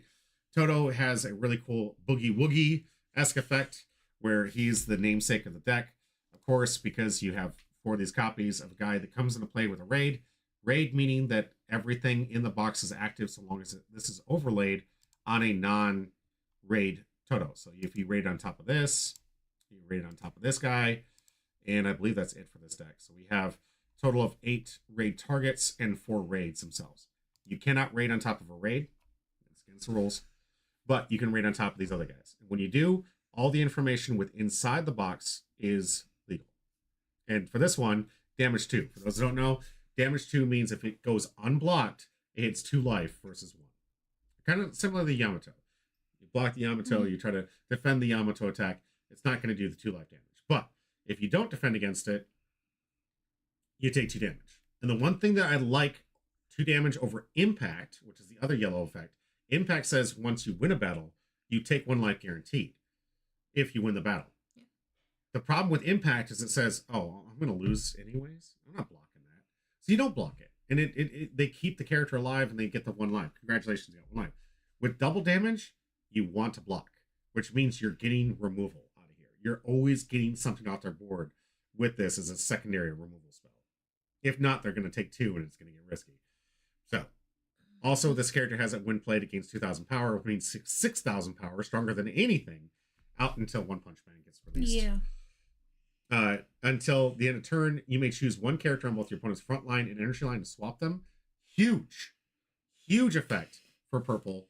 You could, if you know your deck, if you know what you're playing against, you can absolutely manipulate their board. There's a lot of like deep playing that rewards you for understanding the game. If someone's on Gon and Friends and they only have 1 Gon out and it's behind there on the energy line, it's like, pull that Gon up here. Now you're probably going to want to block with it because you don't want to take 2 damage. Well, now you lost your only Gon for a raid target. If you're playing Kurapika, maybe you take off that energy. It's like, oh, it's neat double energy pip there. Pull it forward, please. Do you want to block with that and lose it? Because they don't have step, they can't move back. And now you can start manipulating their energy line. Because there's only so many double pip cards in their deck. Well, this is one where you swap it though. Yep. Well, you swap for the front, but you get to choose. Okay, yeah. So you get to kind of like surgically take their deck apart. Yeah. With is so long as you know what their deck is trying to do. Like one of the things I love doing against Kento decks and the newer Sukuna decks, I can look for the Yujis and start pulling those Yujis out and start killing them. And that way, anytime I get the damage in there, they can't ever raid because there's no target for them, right? So you can look at weaknesses of decks that lean like the last deck. If we could have played an actual competitive match there, and Brandon was like high level, he just seen that, oh, I'm Tanjiro heavy but Nezuko light. He could have been taking my Nezuko's and killing my Nezuko's. Yeah. And the deck doesn't work if they're not together. Like I said, if they're not together, they don't work. It's hard to win with just one side of the deck. But if I'm Nezuko heavy, then he starts killing my Tanjiros. Well, there's not a lot I can do. Yeah. And there's also things where the removal spells can only affect the front line, right? So now I can make those characters vulnerable, even if they don't block. I can make them vulnerable to my removal spells. Which, in this deck, you have cards like Boogie Woogie. This one, I really enjoy. It automatically, 5,000 less, I don't need Toto on the field. This is one of the few specials that I don't need the correlating character to work. So 5,000 less BP, which currently is the highest BP you can have in the game. Standard. Anyways, before One Punch Man comes out here. You bottom that. So they can't get any extra resource from their resource pool. It goes to the bottom of the deck. They're likely never going to see it again. They do get to play one character 3 or less from their hand, but honestly, in the late games, it rarely happens. And that on-play ability, nope, it's negated. You can't, if it has an on-play ability, it doesn't happen. Now, if you have Toto out there, you can draw a card, which is pretty good. It replaced itself. Removal spell that replaces itself. That's really good. And for the namesake, for those that don't know, this one is by far the most powerful card that I've seen in print for JJK here. This one is a kind of Monster Reborn. And a Monster Reborn that allows you to even raid with it, so long as it's 1 AP cost. Everything in this deck, except for one Miwa card, is 1 AP cost. So I'm bringing back whatever I want in this deck. And I can even keep bringing back my Totos, which is insane. That means I have more than 4 Totos here. You kill one, it's back again, and it's what happens a lot when I play this deck. I just keep bringing Toto back. It's such a nightmare. Yeah. Captain Little, he speaks in the ancient texts. So true. The rest of it all themed here within the Kyoto Jujutsu High. So everything in the deck except for Takada, and of course the events, are Jujutsu High. Takada is really in here for the pips, and because, of course, my man, he needs his best waifu here, his best girl, to get his plus 500 attack here. So I'm not going to run a Toto deck and not have Takada in the deck. It's just not going to happen. You got to have it. So this deck going to go up against your deck. Let's find your Zoldyck family. Did we update it yet? Yeah, there wasn't anything to update on, don't think. That's Phantom. That's Phantom Troop. There you go. Yeah. This one, you want to talk to him about this? You want me to? All right, I'll take over. All right. So this one, similar in the surgical. This was the first surgical deck that you had in here. There's a lot of cards that kind of combo really well together. It's Hisoka. This says when played, you can choose a character in your opponent's energy line and move it to the front line. So you don't have to swap. You can immediately move it. That's if this would have hit me in the last game, I would have conceded in a heartbeat. Yep. I can't win at that point. If in the front line is full, you may choose a character and swap. So if it doesn't sideline anything, but if it's full, you swap. But you get to take that energy or whatever they're trying to protect and pull that thing forward. Of course, it has impact 1, which means you're never going to likely block this thing. And 4,500 is a very good stat. Yeah, he's also my highest cost 6. card. Yeah, which makes sense. You don't want to have it come out too early, because if it did. But then you have things like Silva. And this is where that surgical part I was talking about comes in handy here. Silva has ability to discard 2 cards, and you can activate Snipe. Snipe is another one of those main abilities where I can choose the character I want and attack that one. And since it has static impact, I'm guaranteeing going to get a life, and I get to kill the card I need to. Yep. So Silva becomes automatic removal. And not a raid either, so you don't have to worry about having Silva Younger out there to get this. This just comes out of the body 4K, which is your standard high power, and I can now snipe whatever I want on that field. Yep. Which So- also pairs well with the Illumi. Mm-hmm. Because with the Illumi, I choose a character, and if it actually dies or gets sidelined, then I get to draw 2 cards. Yeah. So even if I discard 2 cards to use snipe, I can get 2 cards back. Mm-hmm. And it just keeps turboing through the deck to get your best answers here. And also has what I'm telling you guys, that double damage is insane. Double damage warrants a block. Impact, you never want to block because you're just losing a card for no reason. Right? They're going to get the damage through anyways. Yeah. So this one works as a pseudo removal. 4K body, double damage. And like she said, when you can choose the character, so if you have the combo pieces out and you Silva pick, I'm going to snipe this character, or you come up with a Lumi, say, all right, I'm a Lumi raid, I'm going to choose this character, and I know I want to get rid of it. And it's like, cool, I won't block with it. That's cute, because you don't have a choice. I'm going to snipe it. And then now I get to draw 2 cards. Absolutely, can be absolutely devastating, not to mention just a powerhouse in the early games, really cheap at 5 cost, similar to my Lumi, or to my iToto. And the rest of it really just, you got your final triggers, because you got to have 4, you got your special triggers, because you got to have 4. Seriously, you have to have 4. This shouldn't be an option. Lotus, you're wrong. You're wrong. You shouldn't be playing with 3 final trigger. Play with 4. Card's too good. I got 8 raid targets. Yeah. So you have raid times 4 here with the targets, 3 with this double pip Illumi, and then of course this one here. Mm-hmm. And I think with volume 2 coming out, this just gets even more consistent because there's some more Illumi targets for your raids. So volume 2 definitely going to be a powerhouse increase for this, but really this is the deck you're trying to focus on. And I made sure with the double pips because I usually play the Hisokas and the Silvas in the back line first and then move them up. Yeah. Because I made sure I had enough double pips to have just 3 cards that way I could put 1 in the back, those in the back, and then move them. Because it's kind of hard to play cards if you don't have Yeah. energy. Yeah. These double pips definitely, and those are not what I'm talking about. Anytime you have 2 energy or 3 energy, those are pips. So these absolutely important. You don't want to play too many of them because this is really dedicated energy line stuff. But that's what I'm talking about when I'm talking about these surgical. If you only have 1 or 2 of these, I can sit here with cards like iToto or even Ahsoka, say, give me that double pip. Yep. Bring it forward. And now you can force snipe kill it if you want to get rid of it. Yep. Because that's if it has step, you can get rid of it before it's a problem. Or whatnot. So this is why I like both these decks. It's surgical. It's surgical. Both these things are trying to do the same thing. You've been playing this longer than Brandon has. We're going to see if experience can beat beginner's luck. But both these decks, I think, equally as powerful, given you see the right pieces in here. Yeah. All right, best of 1, because this is a Bondi Store tournament. We'll show you guys the prize support that we got afterwards. 8 for your roll.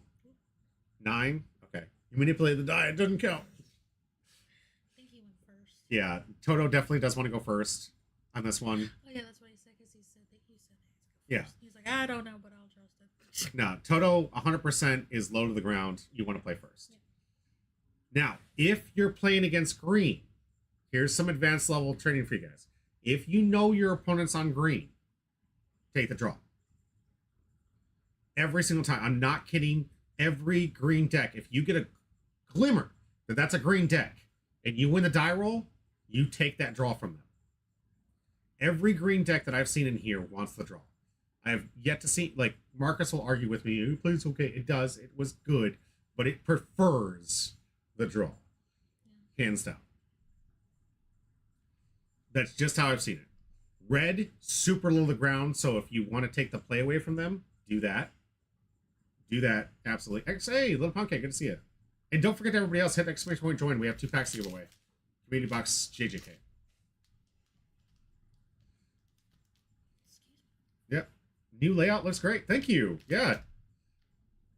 It's I think I like it. It's a work in progress, obviously, because we need to change the names over here. And we want to put those over here and down here. But because I already had the names displayed over, I kind of didn't change that yet.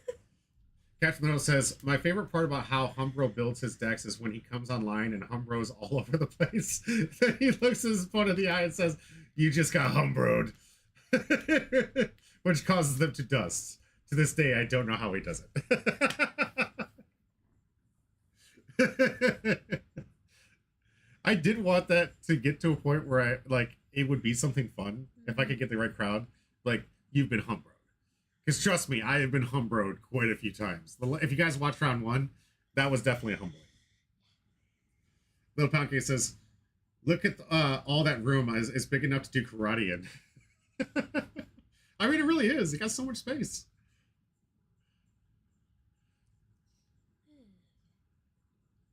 All right, Midnight gonna go with this is the Scry one. Scry, yeah.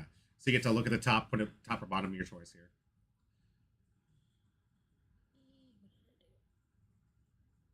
Going here. Yep, for The the Illumi. Illumi. Excellent. Gonna cycle through. And gonna restand. This will be Brandon's 3 Dawn turn. For those that don't know the mechanics for Union Arena, if you go first, you go 1, 2, 3 for AP. And if you go second, you get to draw, and you go 2 AP, then your third AP. And APs basically determine how many cards you can play per turn. All right, man, he's getting his energy up and running. So he's already at 5 energy. Mm-hmm. Everything in his deck is now capable of being played. Here's Amiwa. Nice little cantrip. Good blocker. Good something just to throw under the bus, if you will. Captain Lewis says, I remember when that happened to you. You told your opponent that, but instead of dusting, he pulled out the reverse Uno card on the side of the board, and then he got banished to Shadow Realm.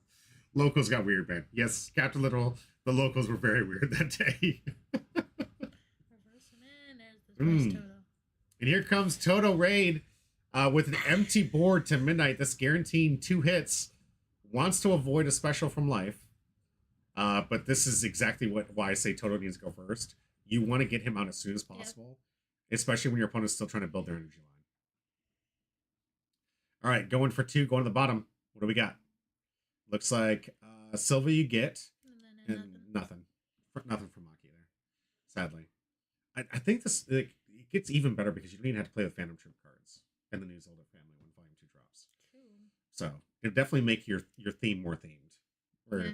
you weren't having to pull the Phantom Troop just to make your thing work. All right, now it's your turn. Hopefully you got a removal spell for this Toto, because this thing's going to start taking the game away. Although you can also match him. Yeah, with an Illumi pick here. I like this. So you said nice double damage. I'm going to do the same thing. Here comes the Hunter Toto. I see a special in your hand, so you do have the capability. I think it's a... There's a final trigger? Oh, that was a final trigger. That's a final, yeah. That's the restand. Yeah. I like to call them ramp cards. Okay. When you get to restand, because you get to just play more cards. You got another Illumi raid, so you could double up with this Illumi here. Little Pound Cake says, as a non-magic player, I never knew about Scry, so say Pixies. Pixies. Pixies. Pixies is Okay. that time you get to peek Okay. at it and put it back. I like that. I played Magic for the first time yesterday, but I still know what Scry means. But Pixie's hilarious. I would love that. That's so funny. Pixies. We call it Pixies now. Yeah, so it looks like you did use that restand ability to get something else out here. Captain Little says, I want to errata to change the instant Scry. Surveil with Pixies now. Yes, please. All right, guys, get out to Wizards of the Coast. Scry is now Pixies. We're going to make it happen. So let's start It's the cute. hashtag. No, I got double. Ooh, jeez, double damage. Ooh. 2 double damage. Warranting a block here. That's 4 life. That's over half of his life if both his attacks come through. And you probably picked the same. And the removal! So you're going to draw 4 cards, right? I'm pretty sure. You get to draw 4 cards. Did you forget? Oh, yeah. Did you forget? I did. No! Midnight! Midnight, no! That's so good! Because both sure of it's- them would have well- targeted, the only target they could have picked was Toto. Okay. So both of them would have picked. You sidelined it with the special. That's 4 cards. Oops. That's 4 cards, Midnight. I don't know why I keep forgetting to do that. Oh no. Probably not gonna be the first time. All right, but I mean, well, maybe you learned from this experience. You're just Yeah. like, I won't do that again. Yeah. Captain Little says, "This is my murders at Karlov Manor Demir Pixies deck." Love it. I love it. Little Palke says, "That's the turbo in this game, right? Right? Yeah, yeah." Captain Little says, "You can't see me, but I'm doing the shame motion right now when I don't blame you." No, so there is a hand limit in this game. Oh, yeah. So there's 8. You can only have 8 cards in your hand at the end of your turn. Mhm. So if you draw cards or what something on your opponent's turn, doesn't matter. But at the end of your turn, if you have more than 8 cards in hand, you have to put them in the exile zone, which is not sidelines. Sidelines are trash or equivalent. You have to put it in exile because. Go ahead. Unless you play, what is it? Strip a beach for Oh, yeah, Hunter yeah, Hunter, yeah. then your hand is 15, right? Yes, 15. Yeah, which I mean, if you got 15 cards in the end, you should be winning. Yeah, there's only 1 card in the game right now that messes with the max hand side. Okay, so 4 might be rough. I don't know. Like, she's only got 2 cards in hand right I now. can't It looks like. remember. So that would be a 6 cards or not 7 cards, a refill for sure. Yeah, Captain Little says it still doesn't hurt to overdraw because there's still grooming your hand, and even if you want to go down in hand size, absolutely. Yeah, there's likely going to be 0 cost trash stuff you don't care about. Easy to discard. Wow. Okay, so we got Goodwill Event. That's a nothing. I think that one lets you draw a card. I think this is true. I think it said lets you draw a card, or does it get you? No, I think it might revive a. Yes, it revives a smaller cost here. So now you have a blocker. Fortunate pickup here. Looks like he's going to be able to block with this if he doesn't want to take all 4 damage. Yeah, I told him that it's double damage, but if you block it, then Yeah. you can. Yeah, Toto here. Oh, But he took no, it. the Toto is what brought the Toto back because the purple color hits. Oh, he took. Yeah, Wow. Ooh. Okay, so he's got a raid. he brought back Toto. Now he can swap if he wants to. He can manipulate your line. So, are you talking him through it? Yeah, it looks like he's He's trying to swapping manipulate your those. energy here.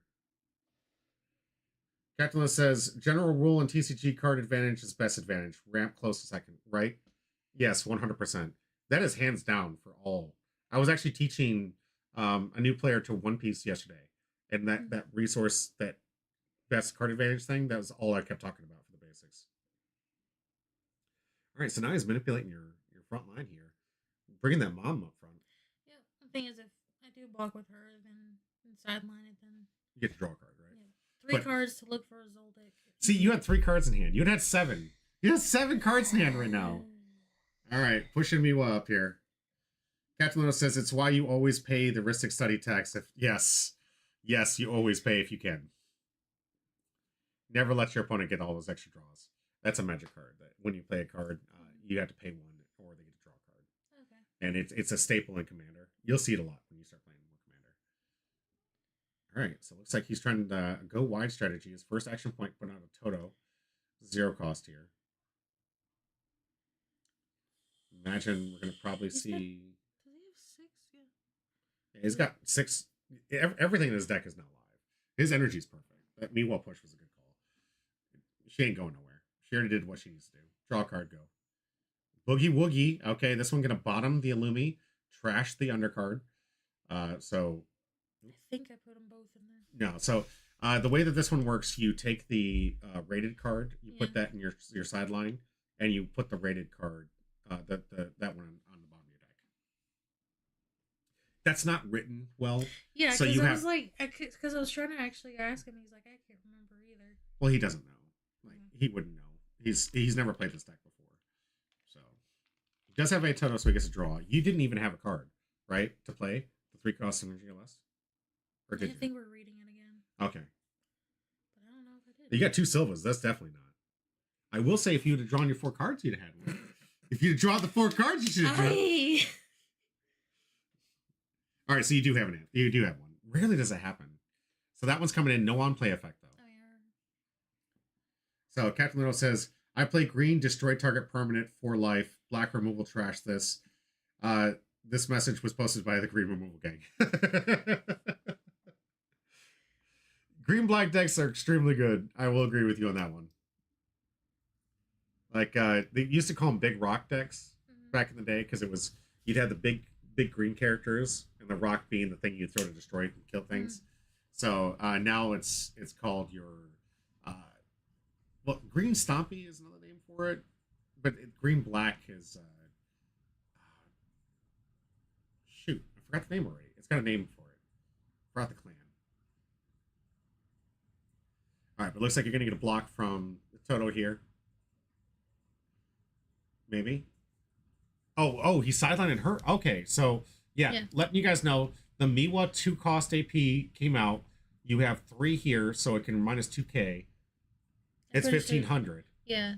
So the Miwa did actually reduce and kill, and yes, you do get the draw here from the mom here, but he was able to use this on play to sideline your mom, the Zoldyck family. Gonna get a draw. Oh, it's a. Is it Scry 3? What is it? Is it top 3? Okay. Yep, top 3, and then pick a Zoldyck, reveal it, then put the rest in the bottom of your deck. Gotcha. And add the card here. All right. Well, no choice here. You're gonna have to take these 2 damage here. Yeah, can't block with you can't block with the rest of the character. All right, nothing. Yep. Oh, you don't want to see it. That's the thing with the trigger. There's not many triggers on some of those. And that ooh, we got a color. Yeah. So you should be able to get, I think, something back from the yard, right? Yeah, it's a 1 AP. 3 cost or less. Yeah. So at least you, if you got an Illumi in there, maybe. Oh, just going for the mom for some more cycling. A good call. I legitimately think this game should be yours if you drew the cards you need. I know. I don't feel like I'm harassing you. I hope that isn't what you get here. But I'm like, this game, just that play right there was just on point. I think I realized it, and then I'm like, I don't want to go back. It is a trigger you can miss. So it's one of those things where if you miss it, you miss it. And any judge would probably just say we have to keep going on because it's too much has happened. You got the scry ability. There was too many things that happened here. Captain Literal, you don't need to apologize. I play all these games. You kidding me? My mind is like running through all these card games. Okay, 1 second. Blink twice. No. No, he's not. not. No. I'm not bullying her, I swear. I need to learn because here's your great defender here. I'll do nothing about it. Probably do nothing about it.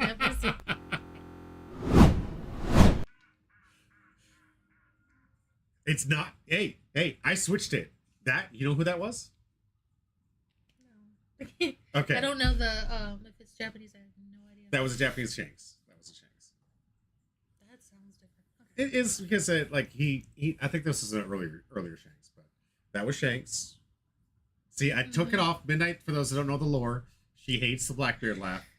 I took it away. No, I hate Blackbeard, so I hate the Blackbeard laugh. Yeah. Let's get back in the game. Cold water. Yes. For me, it's just like one of those disappointing things because I know how good this deck is, and you've gotten so good with this deck, and that's one of those times where you really could have taken the card advantage here. Now, hopefully, Brandon realizes he has to block with this Miwa, and he doesn't have enough out there where the Lumi doesn't win this battle. So the Miwa should go to the. Nope, wrong Miwa. We're gonna have to teach him how to play this deck. We're both gonna. Yeah. I know this is the first time him playing this, and I don't really know that deck that much either, so I can't really correct him. Yeah, this Miwa really strong, but you really need to have 3 characters out in order to be able to protect it because it's every other Jujutsu Heist on there reduces that attack. Yeah.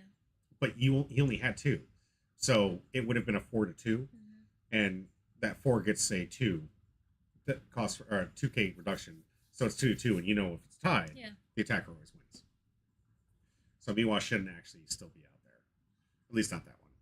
It's like Brandon's gonna take the extra draw. We can't go back in time, but legitimately this game should be yours. I'm sorry. I don't know what the top of your cards are, but I think like all things being what they should be, this should have been your game.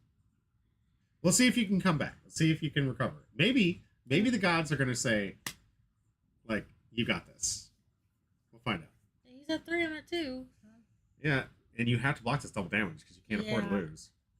But you do have the nice mom, so she can help you cycle to get some better cards, hopefully. Domain expansion. Okay, so he's gonna ramp. Get some extra plays here. He's already moved past the push phase here, so he's gonna look at the top 3 for Jujutsu High. He's got Miwa, the robot, and Todo. He can grab the Todo if he wants.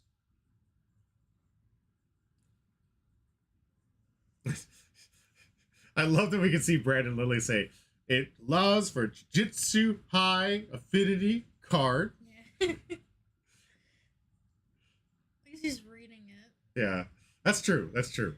Reading is fundamental, guys.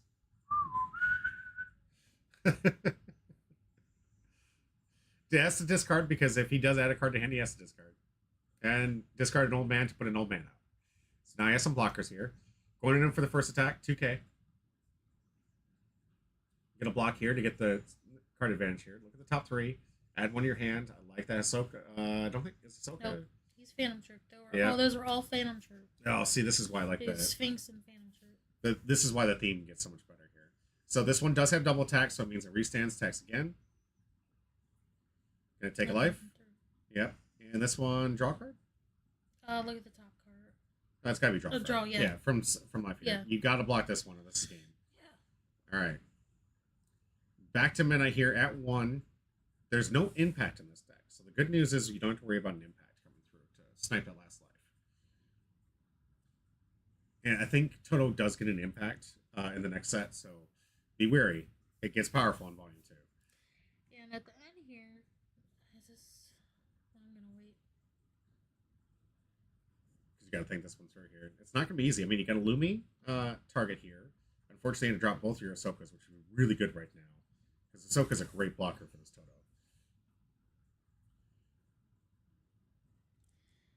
I know I end up moving something up.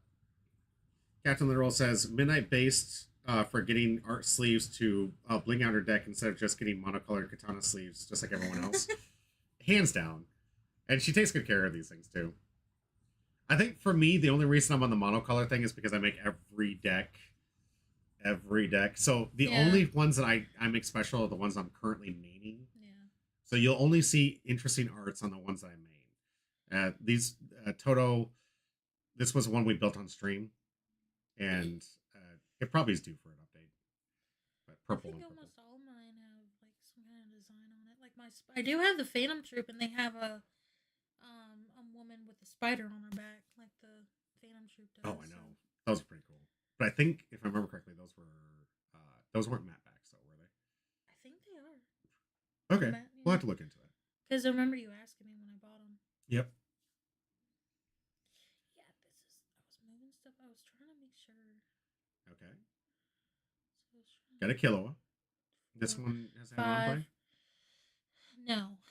It's when attacking and then activate main. Okay, gonna put out a blocker here. All right. Gonna get the sister out. So I was trying to make sure I had 5 at least, because I think I was gonna end up putting Silva out at one point. Mm-hmm. Now this Miwa can actually survive and swing from your Lumi here. This is one of the situations the Miwa shouldn't even be here at this point, because it's required to block, and I think he's just now realizing it's required to block. Because right now, you also have to be very wary of this attack here. Because right now you have a 1500, a 1500, and a 4K. This has to block. On block, it reduces, right? So if you attack with either of these first, the Miwa kills it before it even gets to the point. But if you attack with Lumi, it will block favorably because it has 3 extra. So this will be a 1K, yep, and it'll block favorably to the 2K. Like, this is where Miwa gets dangerous when you have a full block, a full board state like this. So unfortunately, he does. At least he plays it correctly this turn. However, it shouldn't even be there, to be fair. And thankfully, you did tack in the appropriate order. Because had you attacked with either the rest of them, it's insta sideline. But you see that you can the blocks line up, so you just pass the turn. All right, back to Brandon here. Yeah, and I was telling him because he wanted to play another card and he's full until it goes in the removal area. Okay, yeah. So anything that he does play in top of that, you have only 4 characters on the line for energy. So anything you play over top of that has to go to the exile zone, not to the sideline. And Boogie Woogie, oh no. Yeah. All right, where this doesn't have impact, it does have enough to mess with the board here. So that's 3 attackers. So if this isn't a final trigger, this is over. We'll get to that in just a minute. I want to see the last steps here. Yeah, clap, clap, boogie, woogie. Let's go. You did get an Illumi, but it comes into play rested, which is just so devastating. Whizzle Pizzle, good to see you. Don't forget to hit exclamation point join for your chance to win one of those 2 community box. Yep. JJK packs. Yeah, Infinite Rose will like that. Most definitely. Let's see if we get an Altar here. And Captain, if you want to be entered to this one, I owe you an extra entry, so you can save that for tomorrow if you want for One Piece. If I don't see your name registered in this one, I'll just assume that's the case. Also, you have the choice. You can tell me. All right, Silva. That's not going to be it. This Brandon, congratulations on the win. You did win on what we physically watched here, but oh man, that really should have been in your favor. Yeah, I should have. It was 4 cards I should have drawn. Okay, let's go back to this one. So sorry, we do have another round coming up here real quick. These are fast, best of 1, guys. Personally, watching this thing, Brandon did technically win, but did he really? There are a few things we got to get cleaned up here. Brand new game, brand new deck for him too, and one of the things we'll definitely keep track of next time we're on here. So, Captain Literal, I want to read that big message you had earlier here. I'm the same. Most of my commander decks are monocolored katana, but I'm currently main in the anime Dragon Shields. Okay. My One Piece starters are all monocolored. Yeah, but Robin deck I'm building has got a nice art sleeves and Essies. So that's your main. So yeah, you'd get that. The Dawn from it in the pack and the official All Miss Sunday. Nice promo sleeves from the guy from eBay that were like $20 to $10. Yeah, like I like to bling out my Dawn deck. Like I got the Shanks specific one. I do need to get some really cool Revolutionary Army ones. So I'm going to look to see if there's like an Etsy artist out there that's done one for Bella Betty. That'd be really cool. I want to do that for the Dawn deck. Yeah, thanks to Brandon, I have a full Zoro Dawn now for my Zoro and also the foil. And all my Buggy Dawn now for my Buggy deck. Right? Thank you, Brandon. Yeah, right. And Captain Literal, yes, I will save that pick for you tomorrow. Don't worry about it. For those who are looking at home, I accidentally forgot to put his name on the list for the event we did on Saturday, or I think it was Friday night during the Gundam event. Yeah. So my apologies to that. And when I do miss you, you pointed out like that, you get 2 entries the next time you want, because I do giveaways for everything on theme. So if Captain Literal is not playing Unit Arena right now, probably isn't the pack he wants to desperately win. I mean, you could get a really cool serialized card. Yeah. Could be some good money if he can buy every One Piece card deck he wants. There you go. Yeah, but he's going to take the 1 for today. I will remember tomorrow. I'll get you Captain Literal 1 and 2, so long as you tune in tomorrow when we do the One Piece coverage. All right. While I'm doing this, how do you feel about that matchup between the 2? The one you just played. I really wish I didn't miss the 4 draw. Mm-hmm. Yeah. But yeah, Toto's pretty good though. I like it. Even though it kicks my butt. I do like it. Yeah, I think it's got a lot of legs. I think it's 50-50 because both the decks are doing the exact same thing, right? So it's really who gets their strategy off first. And you had to bottom your key Hisokas, which are your surgical extractors, which, by the way, you would have drawn. You would have drawn if you'd have drawn 4. Like you should have. You would have had those in your hand. I'm sorry. You don't have to apologize to me. I want you to win. I want to see it. I know how good your deck is. I want people to see it because we've seen it already win a sword tournament. We've already seen this thing put in the work. So, and then when you were at Panda Card Fest, do you remember all the people talking about how cool it was that you were playing something that nobody else was? Yeah, nobody had to accept me. Right? They had to read the cards because they're like, I cannot remember what this card does. Captain Lero says, make sure you join if your name is next to mine. I have 50-50 chance of winning the game.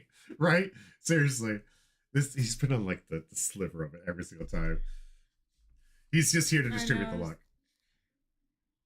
I do apologize for that because I've seen it too. I'm like, oh, is this his day?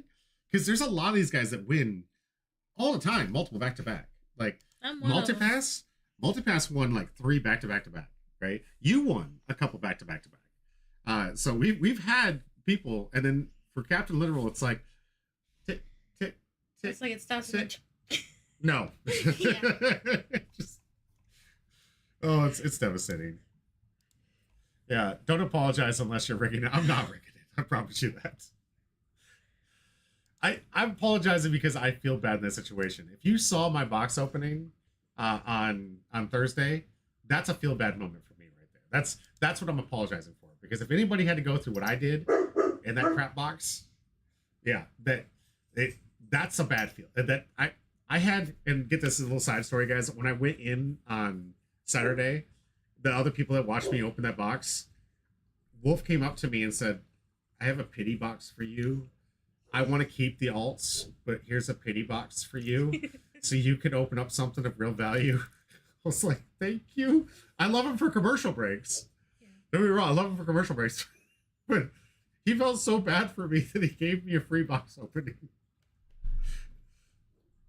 Yeah, I did too. I wanted the manga to arrive, but I still to this day, you keep quoting me, my first manga pull is going to be a giveaway. And hopefully it's in that box, because everyone said it's in the box. So there's only like 3-4 more events that we were going to host, and it could be the manga. We have a guy who said what pack it's going to be, and his sticky's on there. Oh, yeah, that's right. Yeah, so we're going to find out. We're going to come in soon. All right, let's get the deck list for round 3 and the finals of this Union Arena Store tournament. This is Goldie Roger. I just realized that. That's Goldie okay, Roger. I was about to say that. That's not Shanks. I had a flashback to the time when Goldie Roger was talking about his experience on Left Tail. All right, so I've covered this literally every single break. I'm going to be quick with this so I don't dull anybody, and I'm sure people who might watch the VODs are just like, what is this? This is Toto Annihilation. I love this deck. Why? Because it's got quick early rushes to get the double damage in, just like we saw from your deck that does it with Lumi. This one does it with Toto. It's got removals with Kasumi, Miwas, right? You also have removal with that Boogie Woogie that we saw was so clutch to win the game in the last one. And really what this deck is trying to do is trying to get out the Totos as fast as possible, get those blocks out, because the double damage warrants a block, not impact. This does. Mm-hmm. Whittle your opponent's resources down, and after they've used all their specials to try and get rid of it, guess who's back? Nope. Back again.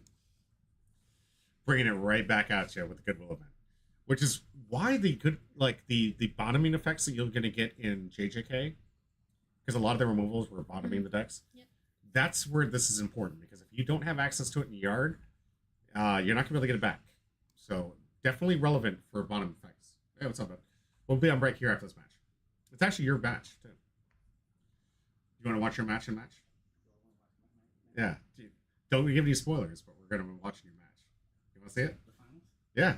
We're in the finals. We're just going over the deck lists. Yep. Well, my man Marcus over here to help me build his new commander deck he wants to play. Why are you doing this?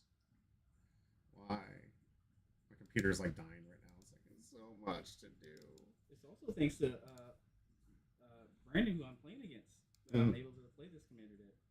Really? Yes. Oh, the commander deck? Yeah. Does he give you the... Yeah, he gave me the Grizzlebrand. Yeah. Who's the commander? Grizzlebrand? Oh, Grizzlebrand. He's building Grizzlebrand. So we're going to build up a mono black commander here.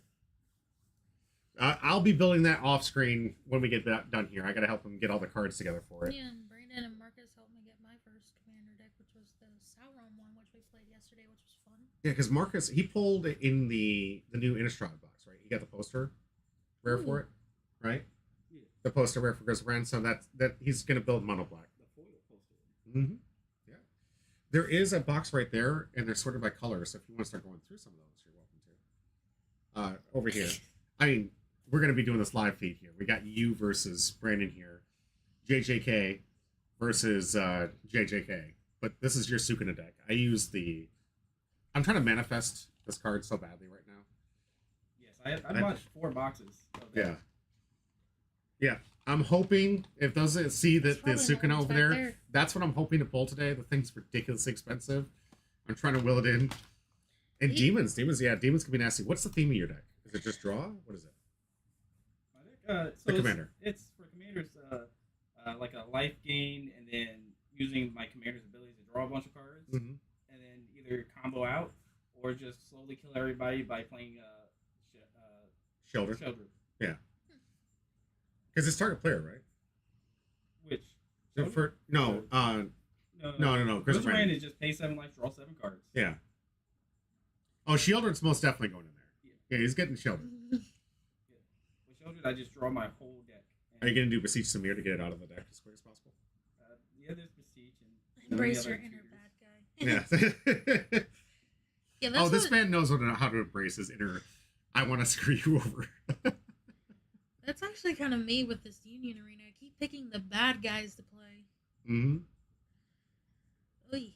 So Marcus here, we don't have your deck list, unfortunately. I need to get it up there on the list. But this one's the Kento version of the Blue Sukuna. I sent you my list. I know. I just didn't put it in I didn't have enough time to put it in the decks first. So I do apologize. I will have it up there for those people that want to see this Kento list. It's really good. This one. So talk about your deck list a little bit. All right, so my deck is all around stalling out the game as long as I can to generate more value and to turn on the Nanamis, which are they both have ability if I'm at 15 or less cards, they gain the color trigger one allows me to gain impact, and then the raid one allows it to gain impact, double damage, and plus 1,000. Yeah. So it's static 1,000 too. So it's a Yeah. 5,000 constantly. Yeah, this one you were able to upgrade too from some of the promos, right? Like the Yeah. Gojo and So Yeah. for the Gojos, some of the Nanamis are rated and stuff. Mhm. I like this deck better than just plain Sukuna. I feel like you generate More more value. value Hmm. with every card you play. It looks like Brandon's hand is looking a little cheap. Looks like he's trying to get himself some early attacks and wants to try to get She's like, underneath "Move." you. Because he knows that if he gives you too much time, Oh my this gosh, deck that's wins. me.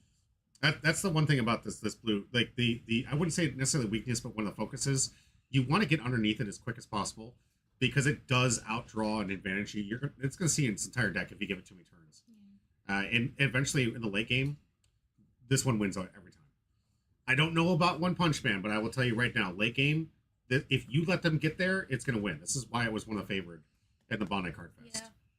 Because if your opponent takes their sweet time building up their energy line, you've given them too much time. You fool! You've played right into their trap. Captain Little was talking about your commander deck. Wants to know if you're going to Dark Ritual into Necro Dominance. Yeah, so Necrodominus I would love to have in the deck. Speak up, too. They can barely hear you. That works. I mean, So Necrodominus definitely wants to be in the deck with to generate more value. Like I said, it's just going to be like a value engine where I can value out a bunch of powerful dominating spells to hopefully win the game or to hurt my opponent's board states. all right. Looks like out of life here. Sukuna took towards the life here, got this special out of life, and unfortunately you lost to Sukuna. Now all you left is with this monkey. Which, how many events before she gets a plus? She needs either one cursed tool event or 4 regular events. Okay. And Curse Tool is the finger Curse Tool? No, Okay. Do you have any Curse Tools? there are 0 cursed tools in deck, but there's 4 finals, 4 Mhm. specials, Sukuna's finger. and then 4 Sukuna's fingers. Yeah, So she can get on very easily. absolutely. Looks like Brandon's going to be putting out one of his big Totos here. This is the one that gets pumped if Takada's in the field. Unfortunately, she is not at this moment. We'll see if he has Takada in hand. But still a nice 35 body. And it looks like this Toto doesn't line up pretty well against your Maki. So not a favorable block for you if that happens to be the case. Another color Toto here, so 2. If we can get a domain expansion, it's gonna ramp out. It's got 2 more action points after this. Tapping both. Here comes Miwa. All right, Miwa's gonna sideline this Maki. So now he's got a free hit. Oh, this is where we find out about a little something. He the whole time forgot that he needed to block with that every single turn. Is that something that you realized? No, so he realized right now that he doesn't have enough energy to actually play. Oh, so that's not even a real play. Oh, that's right. He's so used to having the robots back there that he thinks that they're double pipping. So, okay. So we're going to have to see what he does in place of that here. All right, there he's going to get the energy here. Give plus 1,000 attack. Domain expansion yet again. Oh, jeez. So he's played every card in his hand at this point. Yes, he's currently I think he has 1 card in his hand at this point. Oh, right. All right, so this one, Gojo, that's nothing. All right, this man has filled up his entire board at this point. How are you feeling? I'm feeling very scared. There, there he has the was a double attacker. He has the Totos. If I don't, play anything, they'll get double damage and really wreck my day. Right. Beefy board, says Captain Real. It really is. This is an incredible start. This is Toto at its best. We're going to see if Gojo can come back from this, or maybe Yuji and Sukuna can tag team to clean up. Because he hasn't hit you too hard yet. You haven't had to take any double damages yet, so that's fortunate. Looks like you're going to bounce using the Yuji to get the Toto here. Here comes Kento. This is the one that if you sideline, you get to rest one of their characters? Yes. Yeah. If you sideline, I trash the top 2 cards on my deck, and then I can sideline a character. Now, this one's 4K. Not the rest of the character. See, this, again, he's missing this. Goodwill Event's going to allow him to draw a card. He has to block with this Miwa. Is it have to? It has to. It's one of the downsides to this Miwa. Because you were able to bounce this would have beat here. Because it only gets a cost reduction of 2 and 2 here. So I don't know if this is going to matter in the overall matchup here, but this Miwa has to block. And we kept screwing this up all day. It's like one of those things where he didn't even remember it until the end game. But he has to, and that would have given the Kento to kill the Miwa here. All right, going in 4K. It's learning lessons. Brandon, relatively new to the game. Domain expansion, that's not going to do anything. Yeah, and that's his 3rd one we've seen so far. Yeah, he's used to 2 from hand here. Yeah. All right, not a bad response from you here. Getting the Yuji, getting the Kento. Yeah, like with Brandon, this is a new deck he's played. It's kind of like with me when we did the IP was Bleach. I used Divine's Renji deck, and I had no idea what I was doing, but I still wanted to play because I like playing it. So yeah, I mean, you gotta get some practice of the game. He's going into a sword tournament. He's played several of the other decks I've had before, and I think he would have played those a little more accurately. But he likes this deck, so maybe he's gonna make this his main for a while, which I could use the help because I'm maining a lot of decks right now. And I can only play one at a time.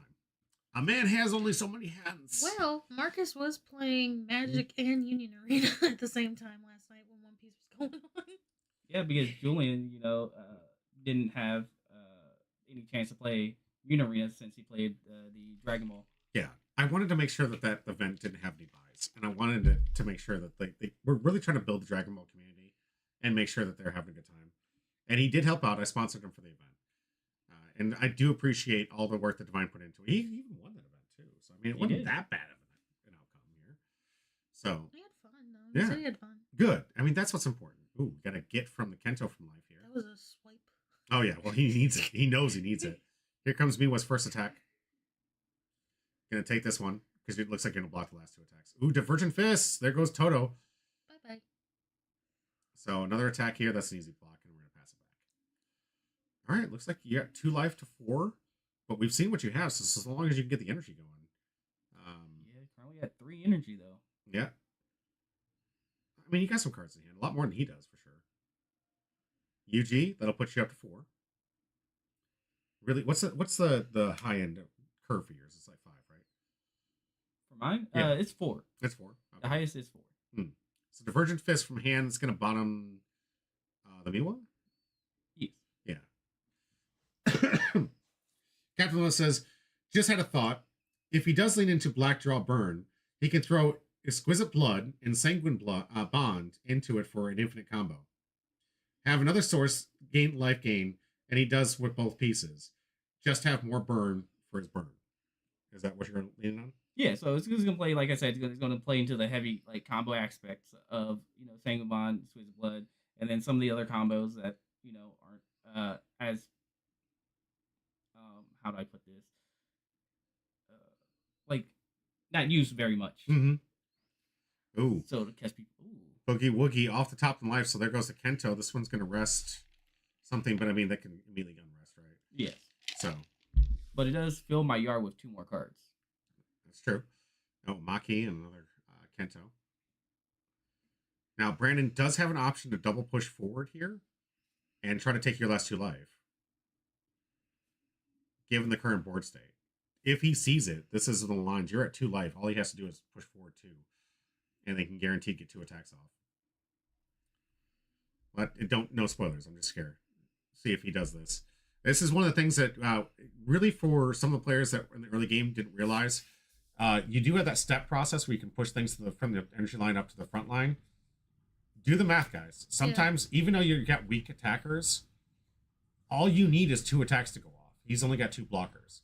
Now, he could hit something from life to survive. Yeah. But I forget sometimes too to Well, push 4 stuff attacks up. is very hard unless it's a removal spell then a final. yeah. But there are things that do come back from that. So, we're going to find out. Yeah, Outbreak going on? Here's me counting my deck, see how many cards I need. So you're doing the 15 count, right? Because the biggest thing that you're concerned about is making sure there's 15 cards left in deck, because that's when Kento really gets powerful. Really starts showing its power. Yeah, when I can't that, just having that impact for that final 2 life that he has would be very important. All right, so here's Toto for his first action. Should be rested, but I think I think he moved it up. Oh, he moved it up. Okay.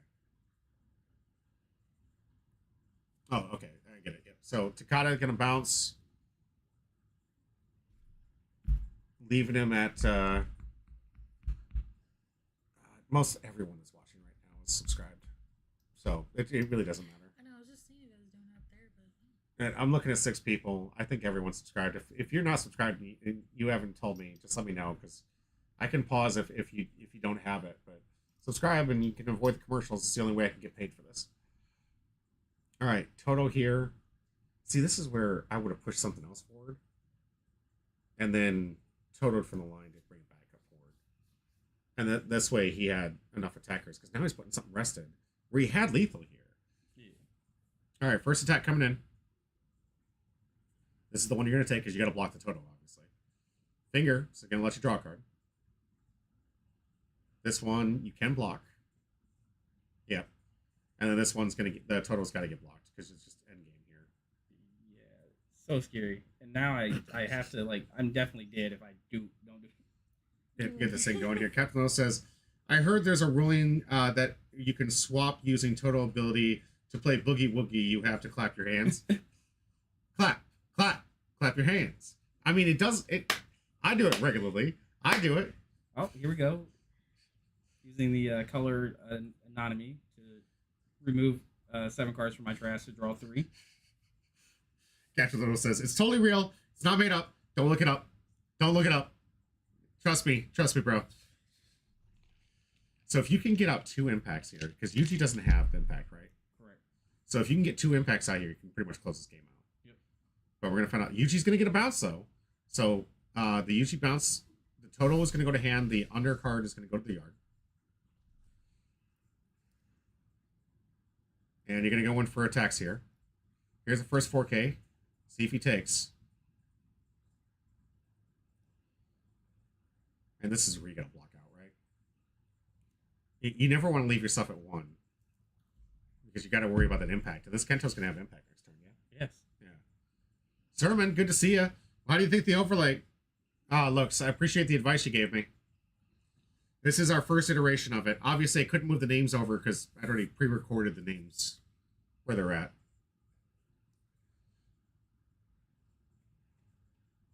But here's our phase 1 of the overlay. I appreciate your advice. So it looks like you're going to... What are you looking for? I'm looking for my finals to make sure how many I have. Yeah, right. It is looking better. Thanks, man. Appreciate it. You did a good job. Thank you. Takes. Take. Okay. Got a Mimo from life here. This one getting a block, obviously, or he loses the game. But now again, he has an opportunity to push 2 forward to get through that 1 life. Hope it's not a final, because a final will save you. And definitely likely give you the game here, because this Kento's live. Yes. So all you have to do is survive this turn against Brandon here. Well, no, I think I'm 2 cards short, actually. 2 cards short? Yeah. Okay. I think that's why I'm counting again. So he's going to get 6K. He's going to swap something here, give you some jump blocker here. He Yeah, shouldn't have played the card, though. He's like, I think he shouldn't have swapped there. yeah. Just to get the 4K like out the way. Mm-hmm. I mean, it warrants a block, so you're gonna. But Yeah, but now you have something you don't care about. Yeah. Yeah, that's gonna eat that block here. That's one of the things in the late game. Sometimes it's not. It's not. Just because you can doesn't mean you should. Yeah. If you're doing it early, it's good because that's the surgical. That's the stuff I'm talking about. Late game, you're just giving him a chump target that he would have probably had to lose one of his 4Ks, and now he doesn't have to. So, looks like he's probably trying to play the Miwa here to try and reduce it to 0 because he can. If Miwa's here, no, it's going. I can't remember her name. It's Maki's sister. All right, so this one's gonna look at the top 3. It looks like he's gonna get a Miwa. That's an obvious target out of this. But I think he's out of action points here too, right? Yes. Let's see, both times Brandon could have. Well, and to be fair, the Miwa before shouldn't have had even warranted to remove the spell. So there's a lot of things that shouldn't have happened here. But all right, we'll go into the double attack. This one 6,000 power, easy choice. Going in, I think I'm gonna plus attack here. Yeah. So yep. Leaving you with the impact. That's all you need to do. Now that plus 2K is now gone. So it's just a 4K. It's the highest attack on here. He doesn't have nullify impact.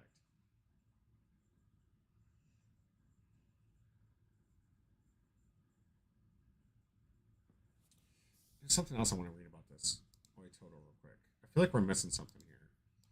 From the color Toto? You can get double damage, I know that. So, place 1 card from your hand to sideline. Once per turn, this character gains double damage. Okay. And, alright. I want to make sure that there wasn't anything we missed there.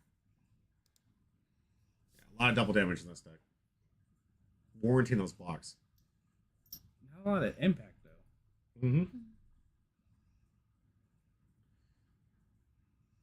So, he's hoping for a final trigger right now to survive. This turn. You're really low on energy here. So, really weak in the board state here.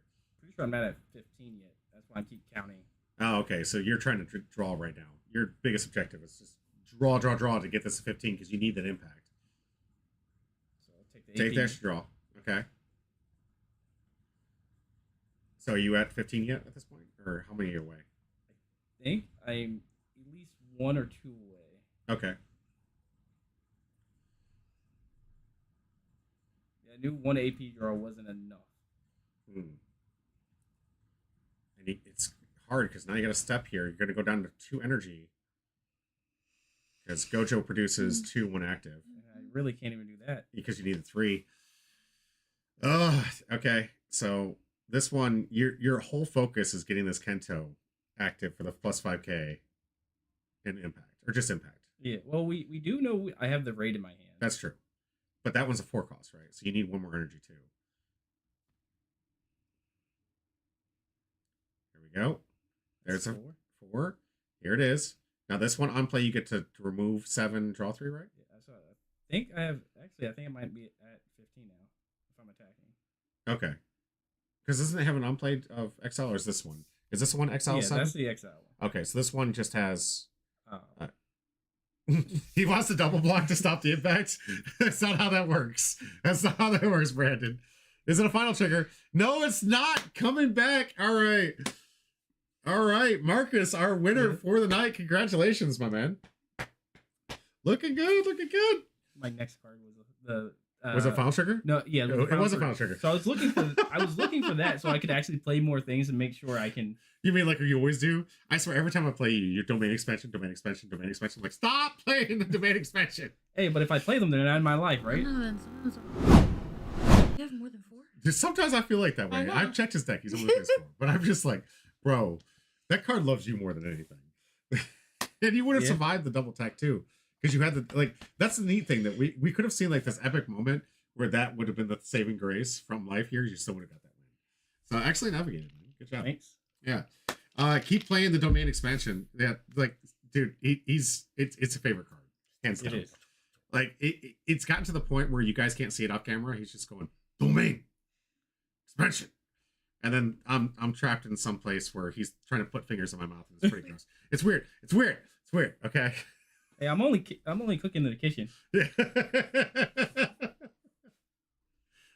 That is a JJK reference for those that can't get their brain out of the gutter. Yes, I know. Get your brain out of the gutter. All right, guys, we have some free play matches coming right up here. Also, we have these 2 to open. And if you have not yet, exclamation point join, because we have 2 packs to give away at the end of this thing.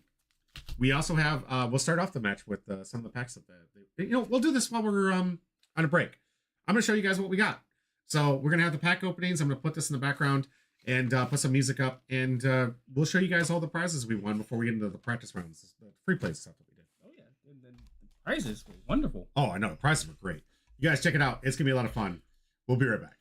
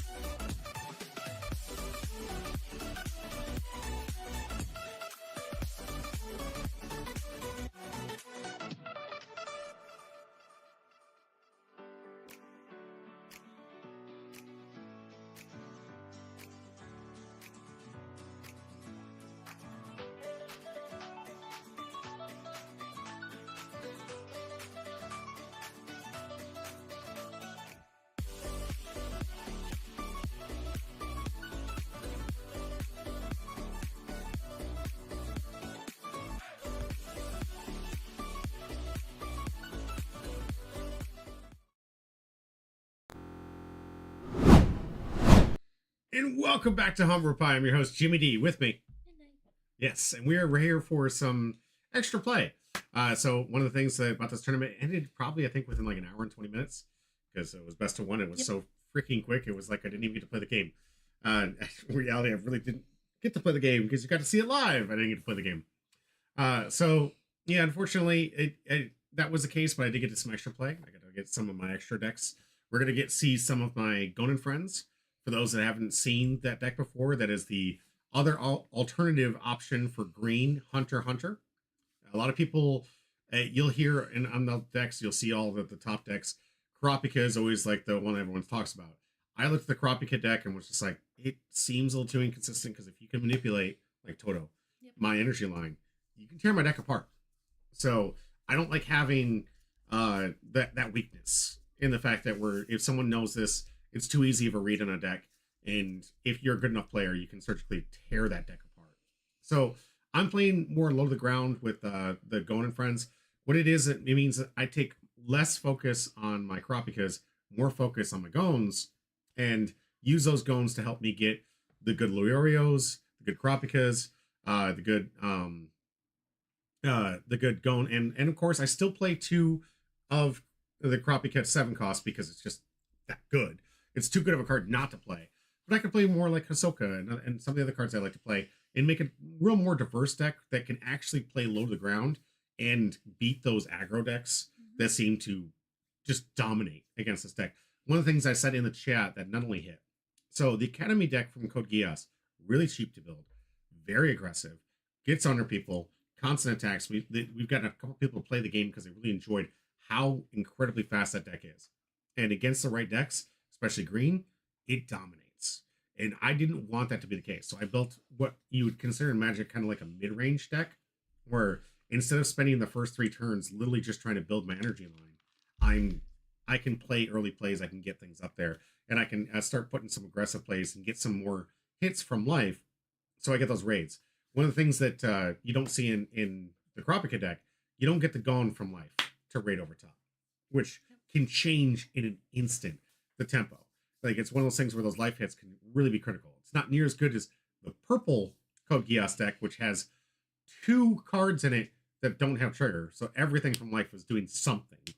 But it does add more to the green deck, where it has more triggers than the current Karapika deck. This is a personal favorite of mine. This is one I recommend a lot of people try to get into. Gonin Friends did take down the rare battle event that I did at the Bondi Card Fest. It was a deck I should have played in the main. I got stupid and said, Purple Code Geass. Good. You gonna say something? No, I gotta Take care of something? Go ahead. Yeah, I'll be right back. Yeah, go ahead. No, you're good. I'll hold down the fort. I think I can do that. Marcus, you can welcome to join if you're not working on something. So, yeah, I used this deck in the rare battle thing. It took down a bunch of Karapika decks. It's because that's all people are playing. Mine was clearly faster because I could get underneath it. And so you played in the Bondi Card Fest with a different JJK deck, though, right? No. Because the first day you played in the main event, right? Yeah, first day I played in the main event. Oh, I had you play the Academy deck. Yeah, That's played right. The Academy. Yeah, you played the Academy deck. How did you feel like that deck did? When you see the cards, it went very well. It went really well. When you couldn't find the raid Sukuna? Suzaku, it felt bad. Yeah. It's one of those things, the same thing I think that it's suffering from, which is a volume 1 issue, where in my desire to make this yellow deck good, if you don't see the right parts of it, it doesn't seem to work right. If you see too much of the Tanjiro and not enough of the Nezuko, it doesn't work. If you see the perfect pairing between the two, then the deck's just unbeatable. And like Suzaku in that one, getting those raids. It's the same thing with the Megami Yellow, which we don't have enough coverage for, unfortunately. But Megami Yellow, really good if it can get the Megami raid. But if it doesn't have the Megami raid, it's not there. So it's waiting for Volume 2 to get the cards it needs to really be as consistent as it needs to be a Tier 1 deck. Captain Little says, I saw a One Piece meme deck build that was called the Karen build because it was all about triggers and regaining life. I don't remember the deck list. I'll tell you the deck list. It's called Enel. I mean, I thought it would probably be more along the line of Katakuri. Katakuri? Yes. Okay, fair enough. Yeah, like you don't even need to give it a name. If you've played against Enel or Katakuri, especially in the newer, if you guys are paying attention to that EBO2, Ooh. Enel is getting super strong. So be prepared for that. That's going to be fun. Can't wait for Trigger. I might bring back a Nell. Yeah, I would. It's a good deck. But yeah, the yellow is always, of course, heavy on the triggers because that's kind of like the mechanic of it. Yeah. Right? It leans heavier on trigger effects. But if you guys have had the pleasure of playing a Nell deck or a Katakuri deck, the life manipulation is insane. It was a Robin. A Robin is greater than a Nell. I will say that. But that's a personal preference too. Kylo Pocket says no. Calgar is a support card. That's the Calgar support card. The new no is going to be a Calgar support. I like that. Captain Little says I'm not biased. I do have some good news for you though, Captain. We do have some really good stuff coming up to you on Monday. We have some Nico Robin actually on the camera. Yeah. And some good deck lists. All Might had actually come in here to ask us to do some editing. So on Thursday, we tweaked his deck a little bit. He brought it to the event on Saturday, and I'm looking forward to seeing how well he does. I hope you are too. It's going to be pretty interesting. But we do get that feature match. Looking. Says, no, I'm saying Robin is better than Enel. Oh, I know. I'm with you. Robin is better than Enel. Yeah. Hands down, bro. It's going to be great. I'm sorry it didn't come out the opposite direction. No, let's go. But he's in here. So I'm a pretty fun leader to be sure. That's what he says. Don't forget All Might to hit if you care. I mean, you could hit money. You don't know. We've only had one hit from this box. Some boxes are 2-hit boxes. Some are 1. One of them could be serialized. We don't know. That's thousands of dollars. You could buy whatever you want with a serialized card from here. Captain Lowe says, I will be judging. They better represent. All Might, there's the flag. He wants to see the Nico Robin represent. No spoilers. Don't let him know how it went. I want to know. I want to see it live for myself first thing. But I think you're going to be... I don't think you're going to be disappointed. Let's say that. I think you're going to have a good time. It's going to be great. I can't wait to see it. All right, so we do have to get in those deck lists. So what we're going to do is we're going to roll into the free play. This, no stakes. This is just you and me trying to get some practice in me. Because, like, we don't get enough of this game. No, not at all. We don't. Like, the games are too quick. When you can only have, like, one day a week dedicated to it. The locals in the area, I think we're within a 60-mile radius. We're the only ones holding regular events. Which is why you see some of these really great prize support we have here. But it's we're trying to grow the game. We're trying to get more people into it. There is some Nova players, which is a good 2 hours north, that are playing the game. But we're right now the main host for Union Arena. So hoping to pull in some more player bases, trying to get the things in here. And as long as we have our current player base, which is just shy of 16, we're not going to be able to get more frequent events going for this yet. So it's still an up and coming. And because of that, that means we got to lean on store championships, the rare battles, the pre-releases. You know, there's not enough time to be able to play intermingle like we get to. So lucky for us, we have the time in between this and One Piece where we can get some more gameplay in. But let's check out those deck lists, right? I want to see. I'm curious on your take on going in friends.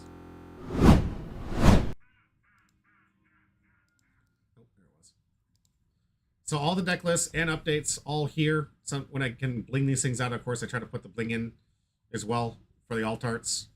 But here's my Going in Friends list. What are your thoughts? I think it's very interesting. It's you play a lot of 2-ofs, which makes it very inconsistent. Versus actually playing 4 of a bunch of cards.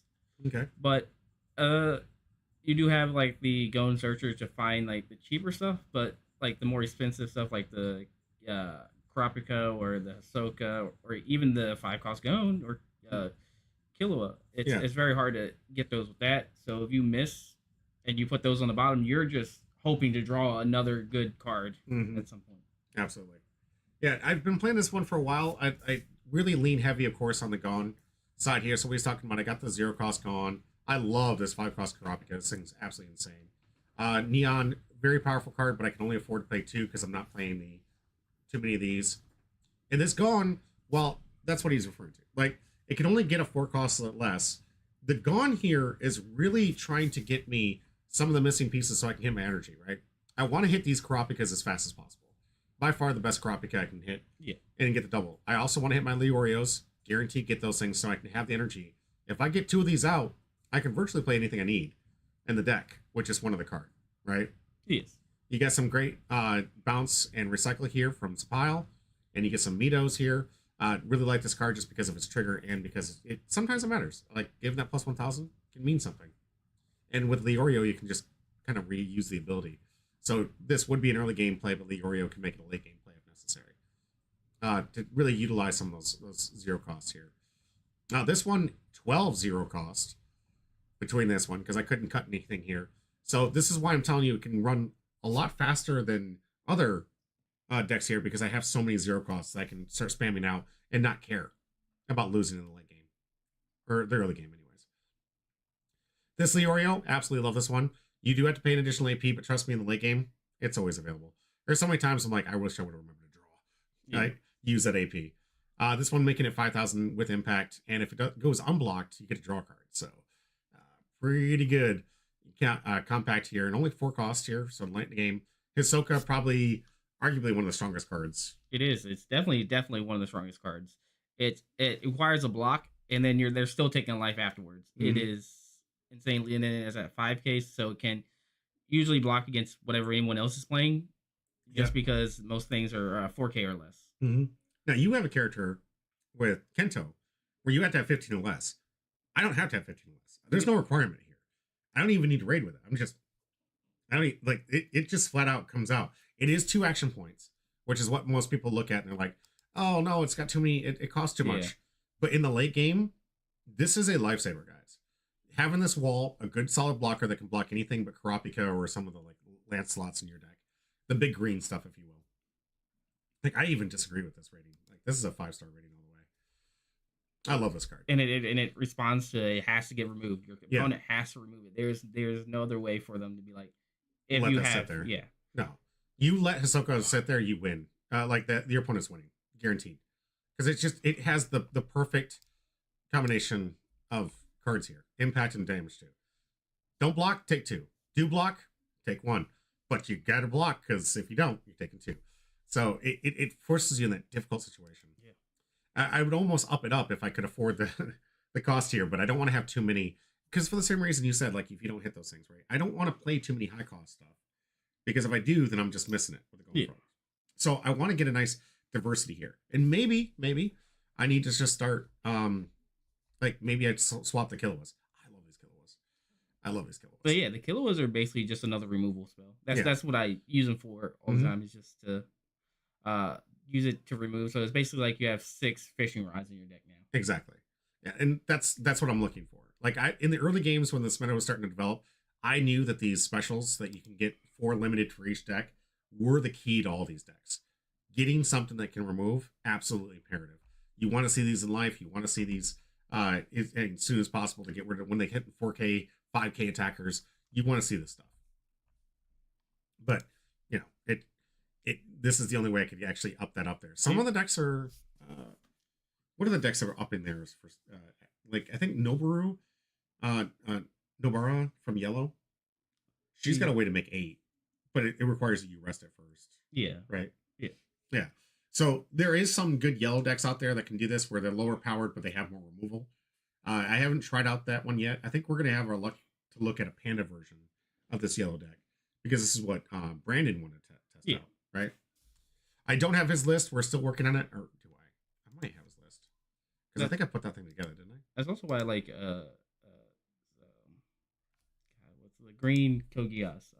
What's his name? Lancelot from Yeah, Lancelot. That's why I like the ACOS Lancelot because yeah. it's another removal. Yeah. So you have 7 in yours. Yeah. Yeah. The same thing with if you can get it low enough, the purple Kogias, the Gwaine deck. I mean, it can with the right card combination, it can be extra removal.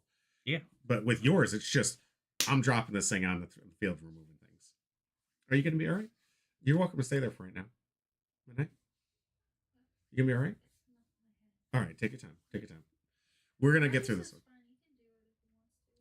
You good? I'm good. All right, we're gonna do the last round with Marcus here. He wants to speed this up so he can make his commander deck. So this is another one of the Unlimited Void special here.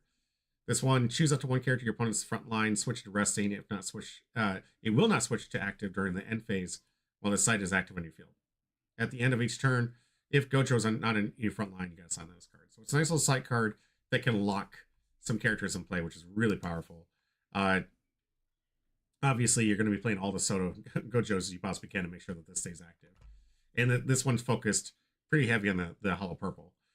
And right here, you have the option in yellow to go either the panda version, and this might be a bias of mine, or you can go into the other version that people like to play, which is the Nobara.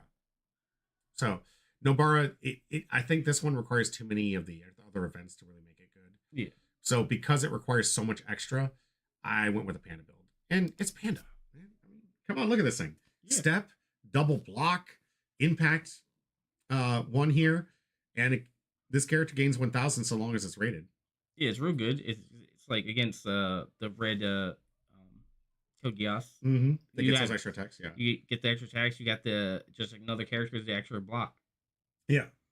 So you could potentially have a 4K double blocker stopping those extra wide hits that you see from some of the decks. And what's really neat about this, that step is outside of the raid box here. So you can actually use this regardless if it's rated or not. Anything inside the rated box, you have to, it has to be rated in order to be active. But this step can be used for your energy line. Yeah. So you can't manipulate this panda's energy. If you're trying to use this as a vanilla card just to get the double pips, and you pull it forward, it's like, I'm just going to push it back. Yeah, real good. Right? I think all the pandas have step, right? Yeah. He's stepping around, man. This other panda, the same thing. So if you're leaning heavy on getting those double pips, because this one a little expensive at 6, and you've got the Sutter Gojo here. Impact 1, 5K, really good. When play, draw a card, reduce the AP cost of the next card you play this turn from from your hand this turn other than Gojo by 1. So you can play this for 2, but then the next one could potentially be free. Yeah. So you could raid panda for free. Absolutely. Or you could put the hollow purple for free. So we got a question from all my. I'm sorry I missed this real quick. I do have a box I wanted to open live, but didn't know if you wanted to be together and stream. Let me know if you had the time or the ideas about doing that together. Yes, next time that we do go live, if you have the patience, I don't want to take you away from opening your box, but I would absolutely love it. I love those for commercial breaks. But the box openings were great. You don't have to listen to just the scrolling bar and watch the annoying little ads and stuff. You can watch the box opening. So I would love that if you would make that possible. Anytime that we can, I try to have box openings to run the ad breaks. But yeah, this is the Panda build that we're going to see something similar to. Love Toge. This one, really interesting because this is the first time we got introduced to a raid or a bigger card for Nullify Impact that warranted play. Yeah. Most of the ones before, they didn't get play until Code Geass, and then Code Geass came out. And everyone's on Nullify Impact here. But this one says, pay 1 AP. All characters on your front line gain 1,000 AP till end of turn. Or battle points per turn. That's can be pretty devastating. And he can be in the back line to do it. He doesn't. It's not one of the ones that require him to be in the front line too. Mm-hmm. Yeah, so it can produce in the back end and still keep things sound. I like it. We're gonna see what this deck does. Do you remember if you guys played best 2 out of 3, or did you guys just play one game? We played one game. Okay. I know we were kind of like running out of time here, and Brandon desperately wanted to get some gameplay in here because he hasn't had a chance to practice this deck yet. So it looks like he's looking at his hand. I don't know if that's a keepable hand. I don't see enough 0-drops. Is that what he got from life? No, he keeps his hand. It doesn't look like a keepable hand, to be honest with you. Did I miss that? Did you have to mulligan? Yes. Hmm. I believe so. Yep. That means putting my life on the top. Yep. I'm old. Yeah. What has he got here? He does have a 0-drop. All right, and Brandon took the play, I take it. So this is one of the ones, like, maybe did you win the die roll? Yeah, I won the die roll. So you took the extra draw. This is green, like I told you. Anytime you play green, you're going to take the draw. even though you can do well with your Lancelot, we even told people about you and the Lancelot. Yeah. Yes, it can. You still prefer. You still prefer the draw because that extra card advantage is so necessary to ensure you get those hits for your energy line. But your Lancelot can pivot pretty well. We've seen it. I got to play him quite a few times on the Lancelot deck, and it wasn't enough to punish him. Yeah, move you over. I just realized how off-centered we were in the camera. All right, so he does have a Panda play. It's good.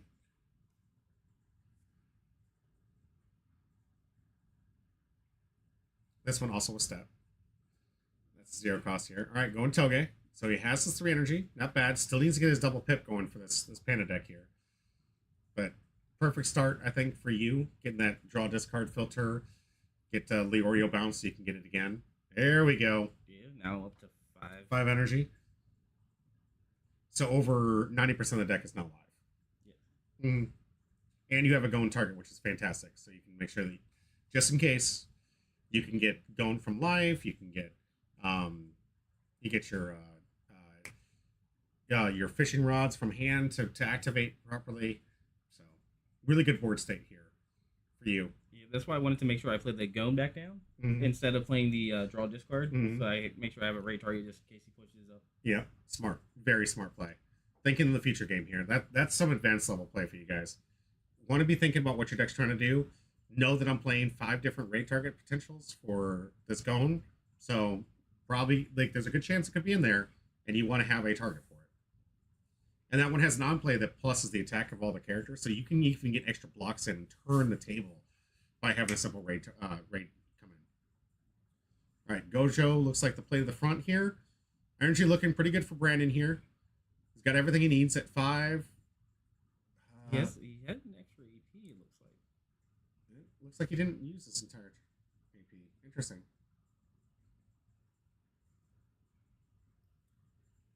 Maybe top heavy hand here. All right, here's a raid from hand here. This one from the Neon. Gonna put you at 6 energy, pushing forward. Now you have a plus 1,000 in impact here. Imagine this is probably where you want to put maybe the filter guy in the background that guarantees you 7. And now you're locked for everything in the deck, 100% safe. Anything from life is live. Yep. Here comes the filter. Love this as a pile. Just draw, discard, get rid of the garbage you don't need. Yeah, you don't need any more of these. All right, 5,000 impact. Doesn't warn a block. Never block if you don't need to. Toge is nothing. So back to turn. And I like that you didn't overextend because you leave yourself open for those hollow purples and whatnot. And the fact that he left one open, would you say that's a read that maybe he had a bunch of hollow purples that he just couldn't use anything? Yeah, I think that he had like removal that he wanted to use, but since I never wrote anything or anything, he didn't. And then he could have took an AP draw if he knows that he wasn't really. Well, that's where you get into real advanced stuff because you got to think your whole turn out. Yeah. Right. That AP draw is mandated after the draw. Ooh. There's all purple we're talking about. This is where we had the discussion because how Hollow Purple reads, it removes the card. Mm-hmm. So I was wondering if it actually removes the top or where would the bottom card underneath go? Mm-hmm. So the only time the bottom card matters is on that blue specified slot Paladin's necklace. There will be stuff in the future that will say specifically, but in order for the non-rated card to not go to exile or to the it should go on sideline. Yeah, that's what I was asking. If that card would go to the sideline or to the removal area. No, it'd go to sideline. It'd go to sideline. So for basic rules for you guys to understand, all removal spells talk about sidelining cards and whatnot. Unless the card specifically, like Lancelot, says you can return it to your hand, those cards go to the sideline every single time. And in Paladin's Necklace, that blue card in specified slot, what happens is that sends specifically return the rated card to your hand. That means the card underneath stays. That's the only card right now currently that does that.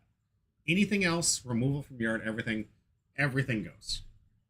Now, when you bottom, it takes the bottom from the top rated card, but the rated card, that goes to the sideline. So whatever was rated on it goes into the sideline. Yes. and just the rated card goes to the bottom when you're bottoming. Same thing with bouncing. The effect here, you bounce it to my hand, but the other card goes to the removal here. A little unique. It's okay. Yeah, trying to play catch up. Man, my computer is like feeling like it's dying. I think he tapped one too many AP. Yeah, it costs one less if there's a Gojo. Okay, going to friends. That's nothing. All right, so back to you. Taking the extra draw. I'll take it. Yeah, I was left with nothing to have in my front line.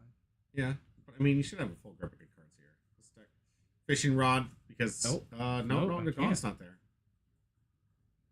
You rated that Gaun.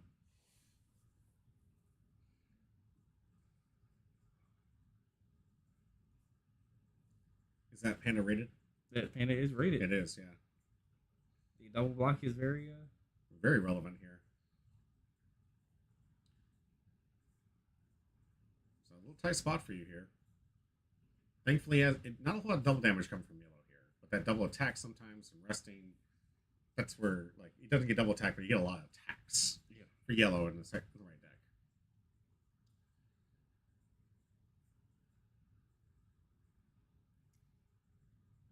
I think here I'm thinking about how can I remove one of these two cards Mm-hmm.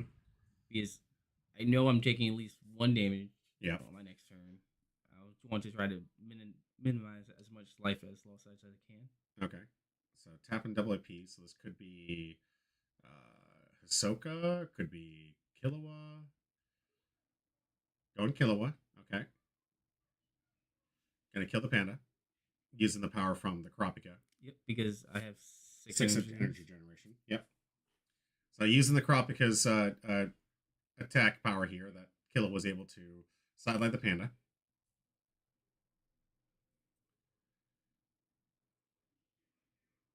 Don't really have a. Well, yeah, you can block the Gojo, right? It's 35. Yes, 35 for now. Does it? Okay, Does it have no. a plus? No, but he has the guy in the back. Oh line. yeah. If you pay 1p, you can pump them. So true.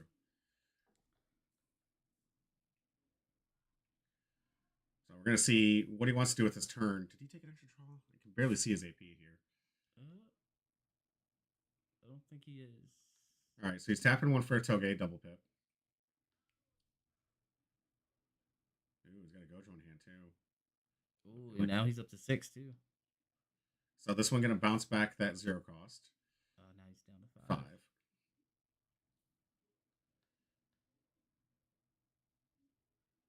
A little unfortunately, he has to play that one drop so late. You don't want to play those late game. You really want to get them early. I think that's why a lot of people moved away from it because it used to be a standard staple. The one cost double pip would be like in everything.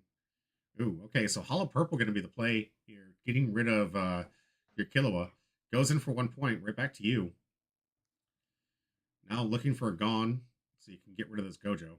This one I think requires 1 AP additional to get rid of it, right? Yeah. So one of its active abilities says if you try to remove it from play, you have to pay an additional AP. Which I didn't know at the time, and you're about to see why I did not know that. Yeah.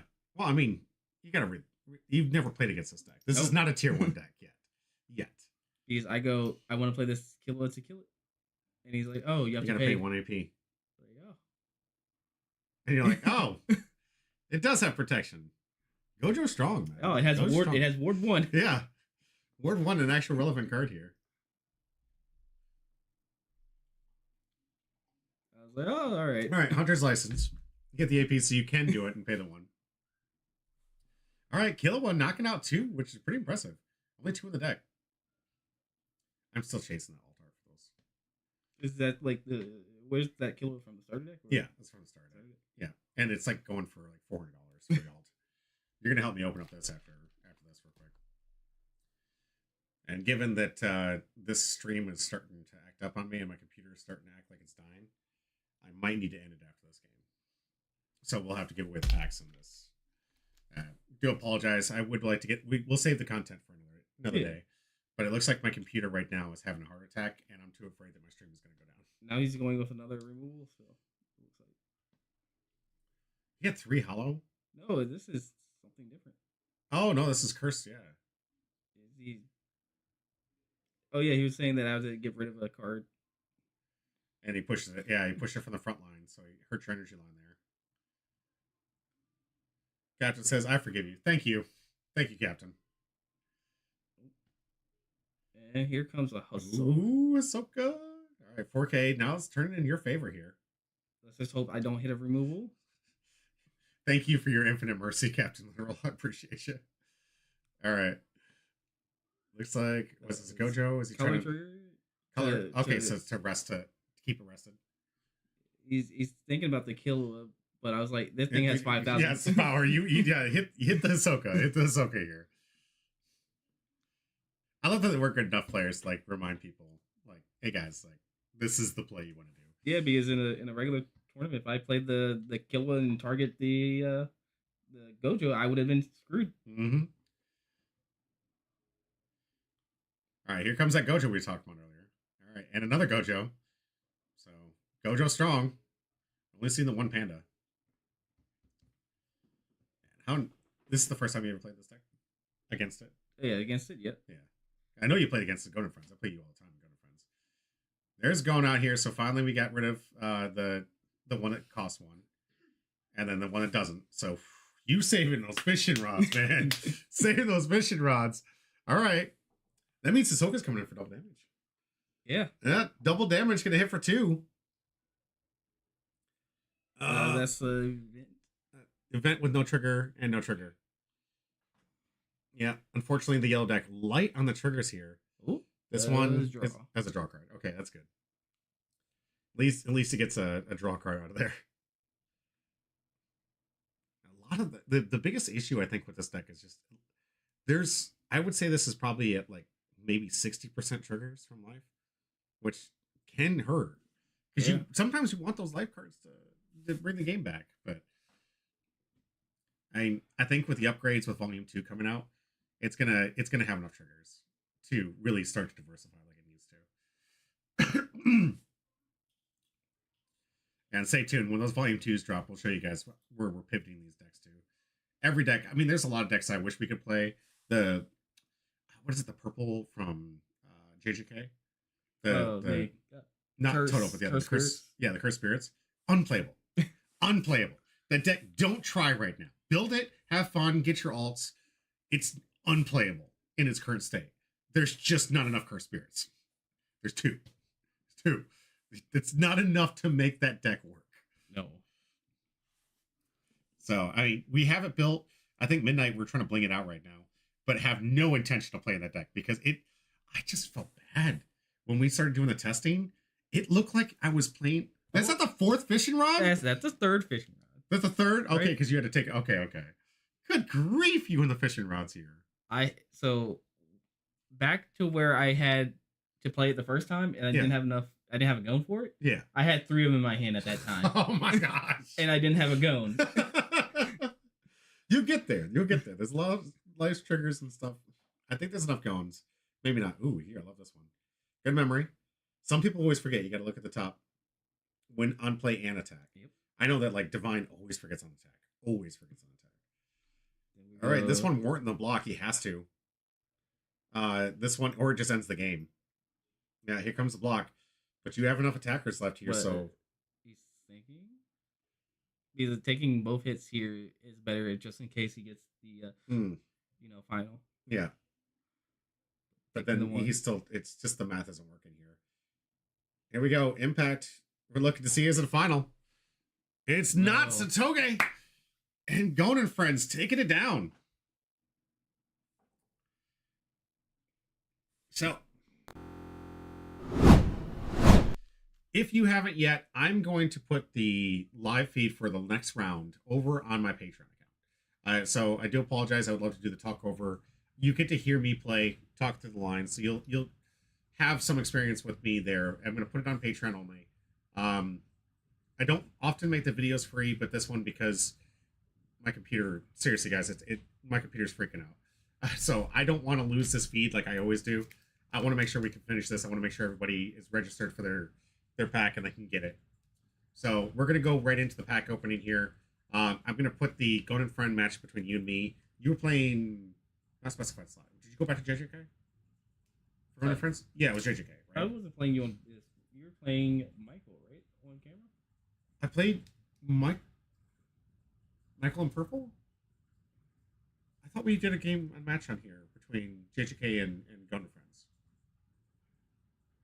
We'll check it out. You guys, experts.dev if you guys want to see my deck list. It's always there. Come to my Patreon. I'll make the video available to anybody who wants to be anybody that wants to watch that video. I'll make it public to everybody who's a member. So, and by the way, you can become a member today absolutely free. It all it does is give me a way to directly contact you. I do give special priorities to anyone who's on my Patreon, paying me or not. Special priorities to Patreon members. I'm going to be doing large thank yous at the end of my YouTube videos when I can start affording those again. So you get your name called out within the distro, even if you're not paying me. I'm not going to require it. It helps a lot. That money right now is paying for the new mics we're getting in 2 weeks. So I want to thank you, every one of those paying members. Thank you so much for the help. It's come a long way. We're going to have more upgrades to come soon. Of course, the bigger Patreon gets, the bigger these get. So if my Patreon gets big enough, I'm giving out 4-packs, 6-packs, boxes a night. It will get to that point. So just know that everything you put in there just grows that channel. And we are coming up with merch soon. Midnight's doing some artwork for some really cool action points, some cool Dawn, and some cool energy for Gundam. Oh yeah, really great artist. Midnight. Yes, she's a phenomenal artist. We got some really cool stuff coming your way. If you're a Patreon member, you have not only first-time access. If you're a paying member, I'll probably just send it to you for free as a huge thank you for being a paying member. So please hit that. We're going to get into the wheel, give away these 2-packs. Please try our luck. I'm trying to manifest it. Can I get redemption, please, for having such a crappy One Piece box from Bandai? Please. I mean, you did get the Altart? art from Demon Slayer though. So Oh, that's right. I mean, how that upset was can you because be? you hooked me up with that. You got to see that, and I still owe you so much. This man's gonna be taking me to the grave with the money. He's like, you remember that that Tanjiro I got you? Yes. Just kidding. I do think the other one looks better though. Oh, the Giro? Giro. Oh, Giro Yeah. looks great. Oh, hands down. The border on that is chef's kiss. That's exactly why I put 1 and 1 in there, because I'm not playing those. All right, let's get to the wheel, guys. Like, I don't know if you guys can see, like, it's dying to show me the taskbar. Like, this is what, like, see, are you guys seeing this live? I'm terrified that this is going to cut out at the wrong time. All right, our wheel is set. Oh, Midnight, you didn't say anything. Divine answered on the YouTube. She's passed out. Divine was on my YouTube. I'm going to check YouTube and all the Twitters to make sure that my accounts haven't been talked to. Because if you comment on any of my socials, guys, any of my socials while I'm live, I will add you. I got a repost. That's my board. All right, nothing here on Twitter. X, if you will. We are live. I'm gonna start that and comments. I got a like. Where's my comments here? Oh, here we go. It's just Divine. Okay. All of them have been checked, verified. The wheel is set. We are ready to go. Oh, Refresh, refresh. Will the person standing right next to Captain Literal go home with a pack today? Let's find out. First pack goes to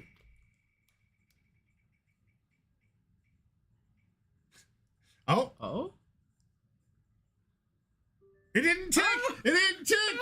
All right, Infinite Rose, congratulations. You get to open your pack. Congratulations. So you're chasing, this is the set you like, because this is your favorite pack. So what are you looking for right now? You looking for another Kento alt? Yeah. Okay. Another Nanami. This is I think the only alter that I need, because I'm not running the 6-cost Sukuna or the 5-cost Sukuna. Okay. So you're just looking for the Kento. Just the Kento. All right, let's go. Let's see it. See if we can make it happen. Fastest delivery for a pack win right there. So we got. Go ahead and get up there to the camera. We got the dogs. Yes, the Divine Dogs. Shigami. Yeah, Shigami. All right, Kuno. Yeah. Yeah, I mean you play that card. Yeah, I did. Jogo. He has a really good trigger to just draw a card.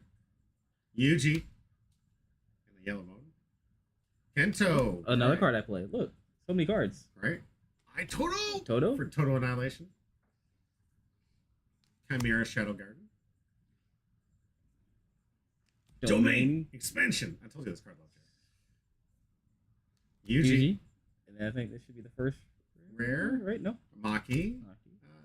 It's rare, right? Is it? No. Nope. This. Oh, Hollow Purple. The card that almost destroyed me. Yeah. Yeah. Yuji. Yuji. I mean, playable. Playable. Yeah. Playable if you run the Good utility. the Sukunas. Yeah. All right, we got one more pack to give away. Double rare pack. That means potentially still a good hit left in the box. I do have to remove you from the wheel because you can only win one.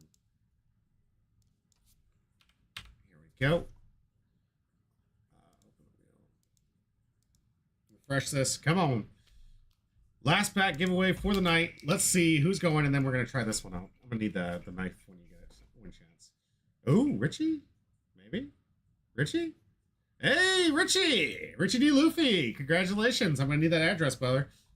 He's already in my Discord, so I know how to get a hold of him. All right, Richie D. Luffy, congratulations. Hopefully we get ourselves a hit. Remember, one hit has been pulled out of this. These boxes have a ratio of 1 or 2 hits. 3 hits if you get a serialized or 3-star. 3 hits if you get that. Or AP. Or AP. Foil AP. Every box comes with 2 AP. I think we've already got the APs out of the way. But if you get 2 and you get to see a third, that's a foil. And those can go for $100 plus, depending on what they are. So only with those very, very, very limited pulls do you ever get 3. But it's typically 50-50 per case. So we don't know if it's a one-hit box. No, I was wrong. Or am I wrong? Because there's an AP on this pack. Could be foil. Can always be foil. Foil APs go for a lot. So we're going to find out. This is an AP pack, just let you know. So we got the Great Technique, Yuji, Slayful, Slaughter Demon. Cursed Tool. Yeah. Non-existent Memories. I've really been debating on adding this. I like that the episode in Toto when he does right? Definitely. I haven't found room for it yet. Nobara. This is the Chimera Shadow Garden. Here's my girl Momo. The 10 Shadows Technique. Yuji. This is the 2 drops. This is the one that like you can play this one. You can't play this one with the starter deck. Here's Mahito. Come on, foil. Oh, it's the dancing. Nice. Yeah. The same art as my sleeves. Yeah, nice. Congratulations. These things go for like $1 here. I'll get a hold of you after this one. Congrats. Some of the AP, don't sleep on it, guys. Like some of them go for $5 sometimes. If it sees enough play, like the Colin or the Kalen from Code Geass, just the regular is going for like $5. That's crazy. Just the regular. Like it's not like I've got a bunch of them, but it is one of the most expensive non-foil APs I've seen in a while. All right, let's get the Sacrificial Knife. Let's go. Richie D. Luffy. Get this mail out to you soon, bud. All right, go ahead and cut yours. You trust me with a knife? Yeah, sometimes. And don't forget, Captain Literal, you will get the double entry tomorrow when we go live with One Piece. Okay.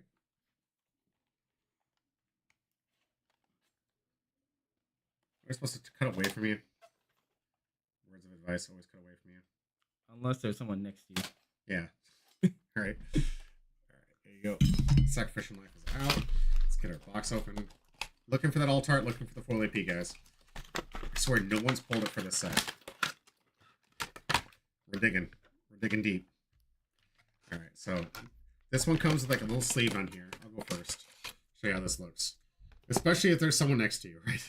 Especially if there's someone next. Comes a little sleeve. So the first thing, because all the stuff's in the back, you're gonna check the AP. If it's foil, it's foil. If it's not, it's not. It's not. Nope. This one's non-foil pack. So the APs, unfortunately, not there. I'm not going to bore you going through this entire structure deck. I believe the next card should be the foil. Yeah, it should be the Should be the- foil Sukuna, right? Yeah, Sukuna or Megami. So we're gonna find out. Huh. Nope. No, this Nope. is a good card though. Yeah, I We get was 2 of those. I think this one. Nope. This Okay. is that site. Okay, and this one. That's Megami and foil. No, so it's not going to be. Both of them come alt art when you get this thing. So this means that the Sukuna is not going to be alt art, unfortunately, which will go up to yeah, right here. It is not going to be alt art here for this one, sadly. They both come alt or they don't come alt. So another stack for my future collection of decks. All right, DC foil AP. Nope. No foil AP. All right. So this one we got to go with 4 cards deeper. There you go. So the next one should be it. And no. Oh, okay. Still chasing. Still chasing. We'll get there one day. I swear. It's gonna happen on the stream, guys. It's gonna happen on the stream. We've gotten the other ones outside of the only one we haven't got it from is Hunter x Hunter in this one. We've gotten it from Bleach. We've gotten it from because of you. We got it from Demon Slayer. And soon, if you guys know I'm really looking forward to it. The Black Clover is gonna have a promo pack in it. Well, technically, Chris got the foil APs for Hunter. Did he? Remember? Oh, that's right, he did. And I bought a couple of those things. So I'm still chasing them. But the ones I want, I need that killer. So All Might says, yeah, I got a box of PRB. What? Seriously? Yeah, he's got a PRB 1 box tomorrow. I'm going to wait and see the next do live in the Discord, maybe. Dude, that'd be insane. Yes. I'd love to work with you on that one. That would be fantastic. I'd love to see that. If you want to do it live tomorrow night, we can put it on Discord and I can show it live opening between me and Little Pound Cake. We'll watch that if you get it tonight. If you get it during our stream. That'd be incredible. Thank you, All Might. If you can. We'll work it out. All right, guys. That'll do it for today's Union Arena coverage. I hope you guys enjoyed it. I hope you guys follow me on YouTube. Try to help us out with that. All of this helps me grow, get the money I need for editors. Eventually, we're going to have some really cool cut content, 10-minute videos, shorts, going out there to showcase what we're doing and help to advertise and get more people into the game that I think legitimately deserves your investment. Dirt cheap to get into. You can stick to one IP, individual property. Yeah. We'll talk tomorrow. Absolutely. Thanks, All Might. I appreciate it. Alrighty, guys. That is it for today. Thank you all for being here. And as always,